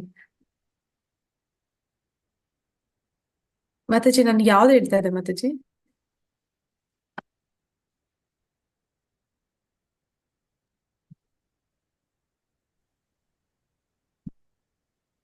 ಹರೇ ಕೃಷ್ಣ. ಮಾತಾಜಿ ಧ್ರುವ ಮಹಾರಾಜಂದ್ ಬಗ್ಗೆ ಹೇಳ್ತಾ ಇದ್ರಿ ಮಾತಾಜಿ, ಆಮೇಲೆ ಸ್ವಲ್ಪ ಕೇಳಿಸ್ಕೊಳ್ಳಿಲ್ಲ. ಮಾತಾಜಿ, ಅವ್ರು ತಪಸ್ ಮಾಡ್ತಿ ಇದು ಒಂಟಿ ಕಾಲಲ್ಲಿ ಅದನ್ನ ಹೇಳ್ತಾ ಇದ್ರಿ ಮಾತಾಜಿ. ಹಾ ಮಾತಾಜಿ, ಧ್ರುವ ಇದು ಮಹಾರಾಜ ಅವನು ನಾರದರಿಂದ ಕೇಳಿ ತಿಳ್ಕೊತಾನೆ ಯಾವ ರೀತಿ ತಪಸ್ಸನ್ನ ಮಾಡ್ಬೇಕು ಅಂತ ಹೇಳಿ. ಆಮೇಲೆ ಅವನು ಅಲ್ಲಿ ತಪಸ್ ಮಾಡುವಾಗ ಮೊದಲಿಗೆ ಆಹಾರ ಬಿಡ್ತಾನೆ, ನಂತರ ನೀರು ಬಿಡ್ತಾನೆ, ಆಮೇಲೆ ಗಾಳಿನೂ ಕೂಡ ತಗೊಳ್ಳೋದನ್ನ ನಿಲ್ಲಿಸ್ತಾನೆ. ಆಗ ನಾರಾಯಣ ಅವನ ಮುಂದೆ ಪ್ರತ್ಯಕ್ಷನಾಗ್ತಾನೆ. ನಾರಾಯಣನ ಒಂದು ದರ್ಶನ ಪಡೆದಾಗ ಅವನಿಗೆ ಗೊತ್ತಿಲ್ಲ ಯಾವ ರೀತಿ ಅವನು ಬೇಡಿಕೆಗಳನ್ನ ಹೇಳ್ಬೇಕು, ಪ್ರಾರ್ಥನೆ ಮಾಡ್ಬೇಕು, ಯಾವ್ದು ಗೊತ್ತಿಲ್ಲ. ಆಗ ಸ್ವತಃ ನಾರಾಯಣ ಏನ್ ಮಾಡ್ತಾನೆ, ಅವನ ಗಲ್ಲಕ್ಕೆ ಅವನ ಶಂಖವನ್ನ ತಾಗಿಸ್ತಾನೆ. ಆಗ ಅವನಿಗೆ ಪೂರ್ಣ ಜ್ಞಾನ ಅನ್ನುವಂಥದ್ದು ಸಿಗುತ್ತೆ. ಆಗ ಅವನ್ಗೆ ತುಂಬಾ ಪಶ್ಚಾತ್ತಾಪ ಆಗುತ್ತೆ. ಎಂತಹ ಒಂದು ಭೌತಿಕ ಇಚ್ಛೆ ಇಟ್ಕೊಂಡು ನಾನು ಭಗವಂತನ ಒಂದು ತಪಸ್ಸನ್ನ ಮಾಡಿದೆ ಅಂದ್ರೆ ಅವನು ಹೇಳ್ತಾನೆ, ಯಾವ ರೀತಿ ಹೇಳ್ತಾನೆ ಅಂದ್ರೆ, ನಾನು ಒಂದು ಗಾಜಿನ ತುಂಡಿಗಾಗಿ ಬಂದೆ, ಆದ್ರೆ ನನಗೆ ಒಂದು ವಜ್ರನೇ ಸಿಕ್ಕಿದೆ ಅಂತ. ಅಂದ್ರೆ ನಾನು ಏನನ್ನ ಬಯಸಿ ಬಂದೆ ನಿನ್ನನ್ನ ಕಾಣೋದಕ್ಕೆ, ಅದು ಒಂದು ತುಚ್ಛವಾದ ಒಂದು ಆಸೆ ಆಗಿತ್ತು. ಆದ್ರೆ ಅದಕ್ಕಿಂತ ನನಗೆ ಸ್ವತಃ ಭಗವಂತನೇ ಸಿಕ್ಕಿದ್ದಾನೆ, ಅದಕ್ಕಿಂತ ಹೆಚ್ಚಿನ ಇನ್ನೇನು ಇಲ್ಲ, ನನಗೇನು ಬೇಡ ಅಂತ ಹೇಳ್ತಾನೆ. ಆದ್ರೆ ಭಗವಂತ ಅವನಿಗೆ ಎಂತಹ ಒಂದು ವರವನ್ನ ಕೊಡ್ತಾನೆ ಅಂದ್ರೆ, ಅವನು ಅವನು ಭೂಮಿ ಮೇಲೆ ಇರುವವರೆಗೂ ಕೂಡ ತನ್ನ ತಂದೆಯ ನಂತರ ಉತ್ತರಾಧಿಕಾರಿಯಾಗಿ ರಾಜನಾಗಿ ಇರ್ತಾನೆ. ಈಗಲೂ ಕೂಡ ಅವನಿಗೆ ಶಾಶ್ವತವಾದ ಧ್ರುವಲೋಕದಲ್ಲಿ ಭಗವಂತ ಧ್ರುವ ಮಹಾರಾಜನನ್ನ ಶಾಶ್ವತವಾಗಿ ರಾಜನನ್ನಾಗಿ ಮಾಡ್ತಾನೆ. ಇದು ನಿಜವಾದ ಶಾಶ್ವತವಾದ ಒಂದು ಫಲವನ್ನ ಸಿಕ್ಕುವಂಥದ್ದು. ಅಂದ್ರೆ ಅವನು ಯಾರು ಚಟುವಟಿಕೆಯನ್ನ ಮಾಡ್ತಾ ಇದ್ದಾನೆ ಅವನು ಶಾಶ್ವತನಾಗ್ತಾನೆ. ಅಂದ್ರೆ ಅವನು ಧ್ರುವ ಮಹಾರಾಜ, ಅವನು ಶಾಶ್ವತನಾದ, ಚಟುವಟಿಕೆಗಳು ಶಾಶ್ವತವಾದ ಗುರಿಯನ್ನ ಹೊಂದಿರುತ್ತವೆ. ಅವ್ರು ಮಾಡಿದಂತ ತಪಸ್ಸು, ಅದರ ಒಂದು ಉದ್ದೇಶ ಏನಿದೆ ಅದು ಶಾಶ್ವತವಾದ ಗುರಿ. ಅಂದ್ರೆ ಇಲ್ಲಿ ದೇವೋತ್ತಮ ಪರಮ ಪುರುಷನನ್ನ ದರ್ಶನ ಪಡೆಯುವಂತದ್ದಾಗಿತ್ತು. ಮತ್ತೆ ಚಟುವಟಿಕೆಗಳ ಪ್ರಯೋಜನ ಕೂಡ ಶಾಶ್ವತವಾಗಿರುತ್ತೆ. ಏನು ತಪಸ್ಸನ್ನ ಮಾಡ್ದ ಅದರಿಂದ ಅವ್ನಿಗೆ ಏನ್ ಸಿಕ್ತು ಅದು ಕೂಡ ಶಾಶ್ವತವಾಗಿ ಇರುವಂತದ್ದು. ಅಂದ್ರೆ ಇವತ್ತು ಧ್ರುವ ಮಹಾರಾಜ ಧ್ರುವಲೋಕ ಇದೆ, ನಾಳೆ ಇರೋದಿಲ್ಲ ಅಂತಲ್ಲ, ಅದು ಶಾಶ್ವತವಾಗಿ ಉಳಿಯುವಂತದ್ದು. ಆದ್ರೆ ಅದನ್ನೇ ಹಿರಣ್ಯಕಶಿಪುಗೆ ಹೋಲಿಸಿ ನೋಡಿದಾಗ ಅವರು ಮಾಡಿದಂತಹ ಒಂದು ತಪಸ್ಸು ಘೋರವಾದ ತಪಸ್ಸೇ ಇದ್ರು ಕೂಡ ದೇವತೆಗಳನ್ನ ಕುರಿತಾಗಿ ಮಾಡಿದ್ದು ಮತ್ತೆ ಅಜ್ಞಾನದಿಂದ ಮಾಡಿದ್ದು, ಅದರ ಪರಿಣಾಮಗಳು ಕೂಡ ಯಾವತ್ತೂ ಶಾಶ್ವತತೆಯನ್ನ ಕೊಡೋದಿಲ್ಲ. ಹಾಗೆ ನಾವು ಯಾವ್ದನ್ನೇ ಮಾಡಿದ್ರು, ಯಾವುದೇ ಯಜ್ಞ ತಪಸ್ಸು ದಾನ ಮಾಡಿದ್ರು ಭಗವಂತನಿಗಾಗಿ ಮಾಡಿದ್ರೆ ಮಾತ್ರನೇ ನಮಗೆ ಅದರಿಂದ ನಿಜವಾದ ಸರಿಯಾದ ಫಲಗಳು, ಭಗವಂತನನ್ನ ಕುರಿತು ಮಾಡುವಂಥದ್ದು, ಅವನ ಪ್ರೀತಿಗಾಗಿ ಮಾಡುವಂಥದ್ದು, ಅದರಿಂದ ಫಲದ ಅಪೇಕ್ಷೆ ಇಟ್ಕೊಂಡು ಮಾಡುವಂಥದ್ದಲ್ಲ. ಧ್ರುವ ಮಹಾರಾಜ ಕೂಡ ಅದನ್ನೇ ಹೇಳ್ತಾನೆ, ನಾನು ತಪ್ಪು ಮಾಡಿದೆ ಆದ್ರೂ ಕೂಡ ನಿನ್ನ ದರ್ಶನ ಸಿಕ್ಕಿದೆ, ಅಷ್ಟು ಸಾಕು ಅಂತ ಹೇಳ್ತಾನೆ. ಅದೇ ರೀತಿ ಪ್ರಹ್ಲಾದ ಕೂಡ ಅವನು ಕೇಳ್ತಾನೆ, ನರಸಿಂಹ ನಾನ್ ನಿನ್ಗೆ ಏನಾದ್ರೂ ವರ ಕೊಡ್ಬೇಕು ಕೇಳು ಅಂತಂದ್ರೆ, ನಾನ್ ನಿನ್ ಜೊತೆ ವ್ಯವಹಾರ ಮಾಡ್ತಾ ಇಲ್ಲ, ನಾನ್ ನಿನ್ನ ಪ್ರೀತಿಸ್ತಾ ಇದ್ದೇನೆ, ಪ್ರೀತಿಗೆ ಪ್ರತಿಫಲವಾಗಿ ನೀನು ನನಗೇನು ಯಾವ್ದೇ ಒಂದು ಏನಂತಾರೆ ಲಾಭ ಅಂತ ಹೇಳಿ ಕೊಡೋದು ಬೇಕಿಲ್ಲ, ನಾನ್ ನಿನ್ ಜೊತೆ ಯಾವುದೇ ವ್ಯವಹಾರ ಮಾಡ್ತಾ ಇಲ್ಲ, ನಾನ್ ನಿನ್ ಜೊತೆ ಭಕ್ತಿ ಮಾಡ್ತಾ ಇದ್ದೀನಿ ಅಂತ ಹೇಳ್ತಾರೆ. ಹಾಗೆ ಭಕ್ತರು ಸದಾ ಭಗವಂತನನ್ನ ನೆನೆಸ್ತಾ ಎಲ್ಲವನ್ನು ಕೂಡ ಕರ್ತವ್ಯ ಅಂತ ತಿಳಿದು ಭಗವಂತನಿಗೆ ಅರ್ಪಿಸಿ ಮಾಡ್ತಾರೆ. ಆಗ ಈ ಪದಗಳನ್ನ ಬಳಸ್ತಾರೆ, ಓಂ ತತ್ಸತ್ ಅಂತ. ಅದರ ಅರ್ಥ ಅದೇ ಆಗಿರುತ್ತೆ. ಅರ್ಜುನನೇ, ಪರಮಪ್ರಭುವಿನಲ್ಲಿ ಶ್ರದ್ಧೆ ಇಲ್ಲದೆ ಮಾಡಿದ ಯಾವುದೇ ಯಜ್ಞ ದಾನ ಮತ್ತು ತಪಸ್ಸು ಅಶಾಶ್ವತ. ಅಂದ್ರೆ ದೇವೋತ್ತಮ ಪರಮ ಪುರುಷನಲ್ಲಿ ಶ್ರದ್ಧೆ ನಂಬಿಕೆ ಇಲ್ಲದೆ ಮತ್ತೆ ಅವನನ್ನ ಕುರಿತಾಗಿ ಮಾಡ್ದಿರ ಬೇರೆ ಯಾರನ್ನೇ ಕುರಿತು ನಾವು ಮಾಡಿದ್ರು ಕೂಡ, ಎಂತದೇ ಯಜ್ಞ ಇರ್ಬೋದು ದಾನ ಇರ್ಬೋದು ಎಷ್ಟೇ ತಪಸ್ಸನ್ನ ಮಾಡಿದ್ರು ಕೂಡ ಅದು ಅಶಾಶ್ವತವಾದದ್ದು, ಅದನ್ನು ಅಸತ್ ಎಂದು ಕರೆಯುತ್ತಾರೆ. ಇದು ಈ ಜನ್ಮ ಮತ್ತು ಮುಂದಿನ ಜನ್ಮ ಎರಡರಲ್ಲೂ ನಿಷ್ಪ್ರಯೋಜಕ. ಅಂತಹ ಒಂದು ತಪಸ್ಸು ಯಜ್ಞ ದಾನಗಳು ಯಾವಾಗ ಅದು ಭಗವಂತನ ಕುರಿತಾಗಿ ಇರೋದಿಲ್ಲ ಅದೆಲ್ಲವೂ ಕೂಡ ನಿಷ್ಪ್ರಯೋಜಕ. ಈಗ್ಲೂ ಅಷ್ಟೇ, ಅದು ಮುಂದಿನ ಜನ್ಮದಲ್ಲೂ ಅಷ್ಟೇ ಅಂತೇಳಿ ಹೇಳ್ತಾ ಇದ್ದಾರೆ. ಇವತ್ತಿನ ಅಧ್ಯಾಯ ಇಲ್ಲಿಗೆ ಮುಗಿಯುತ್ತೆ. ನಾವು ಮೊದಲಿಗೆ ಏನ್ ತಿಳ್ಕೊಂಡ್ವಿ ಅಂದ್ರೆ, ಅರ್ಜುನ ಪ್ರಶ್ನೆ ಮಾಡ್ತಾನೆ, ಅಂದ್ರೆ ಯಾರು ದೇವತೆಗಳಿರ್ತಾರೆ ಅವರು ಶಾಸ್ತ್ರಗಳಿಗೆ ಅನುಗುಣವಾಗಿ ನಡ್ಕೋತಾರೆ, ಯಾರು ರಾಕ್ಷಸರು ಇರ್ತಾರೆ ಅವರು ಶಾಸ್ತ್ರಗಳಿಗೆ ವಿರುದ್ಧವಾಗಿ ನಡ್ಕೋತಾರೆ. ಆದ ಕಾರಣ ಅವ್ನು ಕೇಳ್ತಾನೆ, ಯಾರು ಶಾಸ್ತ್ರಗಳಿಗೆ ವಿರುದ್ಧವಾಗಿ ಒಂದು ಶ್ರದ್ಧೆನ ಆರಾಧನೆಯನ್ನ ಮಾಡ್ತಾರೆ ಅವ್ರು ಯಾವ ಗುಣದಲ್ಲಿದ್ದಾರೆ ಅಂತ ಪ್ರಶ್ನೆ ಮಾಡ್ತಾನೆ. ಅದಕ್ಕೆ ಕೃಷ್ಣ ಹೇಳ್ತಾನೆ, ಮನುಷ್ಯ ಅಂದ್ರೆ ಜೀವಾತ್ಮ ಅವನು 3 ಗುಣಗಳಲ್ಲಿ ಸದಾ ಇರ್ತಾನೆ, ಆ ಗುಣಗಳಿಗೆ ತಕ್ಕ ಹಾಗೆ ಅವನಲ್ಲಿ ಒಂದು ಶ್ರದ್ಧೆ ಅನ್ನೋದು ಆರಾಧನೆ ಅನ್ನೋದು ಇರುತ್ತೆ ಅಂತ ಹೇಳ್ತಾನೆ. 3 ಗುಣಗಳಲ್ಲಿ ನಾವು ನಮ್ಮನ್ನ ಯಾವ ಗುಣದಲ್ಲಿ ಇರ್ಬೇಕು ಅಂತ ಬಯಸ್ತೀವಿ ಅಂತ ಆಹಾರ ಕ್ರಮವನ್ನ ನಾವು ಅಳವಡಿಸ್ಕೊಂಡ್ವಿ ಅಂದ್ರೆ ಅಂತಹ ಗುಣವನ್ನ ಬೆಳೆಸ್ಕೊಳ್ಲಿಕ್ಕೂ ಸಾಧ್ಯ ಆಗುತ್ತೆ. ಇಲ್ಲಿ 3 ಗುಣಗಳಲ್ಲಿ ಆಹಾರದ ಬಗ್ಗೆ ಹೇಳ್ತಾರೆ. ಸಾತ್ವಿಕ ಆಹಾರ, ಭಗವಂತನ ನೈವೇದ್ಯ ಪ್ರಸಾದ, ಮತ್ತೆ ರಜೋಗುಣದ ಆಹಾರ ಅಂತಂದ್ರೆ ಹೊರಗಡೆ ಸಿಗುವಂತಹ ಹಾದಿ ಬೀದಿಗಳ ಮೂಲೆಗಳಲ್ಲಿ ಮಾಡುವಂತಹ ಒಂದು ಬಿಸಿ ಬಿಸಿಯಾಗಿ ಸಿಗುವಂತ ಫಾಸ್ಟ್ ಫುಡ್ ಅಂತಾರಲ್ಲ ಅದು ಆರೋಗ್ಯಕರವಾದದ್ದಲ್ಲ ಅಂತ ಹೇಳ್ತಾನೆ. ತಮೋ ಗುಣದ ಆಹಾರ ಅಂತಂದ್ರೆ ಯಾವುದು ಅಸ್ಪೃಶ್ಯ, ಯಾವುದು ಉಚ್ಚಿಷ್ಟ, ಯಾವ್ದನ್ನ ತಿನ್ನಬಾರ್ದು ಅಂತ ಹೇಳ್ತಾರೆ, ಅವೆಲ್ಲವೂ ಕೂಡ ತಮೋ ಗುಣದ ಆಹಾರ. 3 ಗುಣಗಳಲ್ಲಿ ಯಜ್ಞಗಳು ಅಂದ್ರೆ ಯಾರು ಸಾತ್ವಿಕ ಯಜ್ಞ ಅಂತಂದ್ರೆ ಭಗವಂತನ ನಾಮಸ್ಮರಣೆ ಅಂತ ನೋಡಿದ್ವಿ. ಎರಡನೇ ಯಜ್ಞ ಅದು ಡಂಬಾಚಾರಕ್ಕಾಗಿ, ಅವರ ಒಂದು ಶ್ರೀಮಂತಿಕೆ ಪ್ರದರ್ಶನಕ್ಕಾಗಿ ಅಥವಾ ಇನ್ಯಾವುದೇ ಒಂದು ಐಹಿಕ ಲಾಭದ ಅಪೇಕ್ಷೆ ಇಟ್ಕೊಂಡು ಮಾಡುವಂತಹ ಯಜ್ಞವನ್ನ ರಾಜಸ ಯಜ್ಞ ಅಂತ ಕರೀತಾರೆ. ತಮೋ ಗುಣದಲ್ಲಿ ಮಾಡುವ ಯಜ್ಞ ಅಂತಂದ್ರೆ ಅಲ್ಲಿ ಯಾವುದೇ ಪುರೋಹಿತ ಇರೋದಿಲ್ಲ. ಅಲ್ಲಿ ಈ ರಜೋಗುಣದಲ್ಲಿ ಮಾಡುವಂತವ್ರು ಪುರೋಹಿತರನ್ನ ಕರೆಸ್ತಾರೆ, ಅವರಿಗೆ ಸಂಭಾವನೆಯನ್ನ ಕೊಡ್ತಾರೆ, ಮತ್ತೆ ಬಂದವರಿಗೆ ನೈವೇದ್ಯ ಪ್ರಸಾದವನ್ನು ಕೊಡ್ತಾರೆ. ಆದ್ರೆ ಈ ತಮೋ ಗುಣದಲ್ಲಿ ಮಾಡುವಂತ ಯಜ್ಞದಲ್ಲಿ ಇದು ಯಾವುದೂ ಇರೋದಿಲ್ಲ. ಅದು ಶಾಸ್ತ್ರ ವಿಧಿಗಳಿಗೆ ಅನುಗುಣವಾಗಿಯೂ ಇರೋದಿಲ್ಲ. ಅಲ್ಲಿ ಅವರು ಏನ್ ಮಾಡ್ತಾರೆ, ನಾವು ಒಂದು ಉದಾಹರಣೆಗೆ ಆ ಭಸ್ಮಾಸುರನ ಯಜ್ಞವನ್ನ ನೋಡಿದ್ವಿ. ಅಂದ್ರೆ ಅವನ ಕುತ್ತಿಗೆಯನ್ನ ಕಡಿದು ಅವನ ತಲೆಯನ್ನ ಆ ಯಜ್ಞಕ್ಕೆ ಆಹುತಿಯಾಗಿ ಕೊಡೋದಕ್ಕೆ ಹೋಗ್ತಾನೆ. ಅವೆಲ್ಲವೂ ಕೂಡ ತಮೋ ಗುಣದ ಯಜ್ಞಗಳು ಅಂತ ಹೇಳ್ತಾರೆ. ಇಲ್ಲಿ 3 ವಿಧದ ತಪಸ್ಸಿನ ಬಗ್ಗೆ ನೋಡ್ತೀವಿ. 3 ವಿಧದ ತಪಸ್ಸು ಅಂತಂದ್ರೆ ಯಾವ್ದೆಲ್ಲ ಅಂತಂದ್ರೆ, ಮೊದಲಿಗೆ ದೈಹಿಕ ತಪಸ್ಸು, ಗುರು ಹಿರಿಯರಿಗೆ ಮತ್ತೆ ತಂದೆ ತಾಯಿಗೆ ಮತ್ತೆ ಬ್ರಾಹ್ಮಣರಿಗೆ, ದೇವೋತ್ತಮ ಪರಮ ಪುರುಷನಿಗೆ ಇವರಿಗೆ ತೋರಿಸುವಂತಹ ಗೌರವ ಮತ್ತೆ ಅವರ ಪೂಜೆ, ಅದನ್ನ ದೈಹಿಕ ತಪಸ್ಸು ಅಂತ ಕರೀತಾರೆ.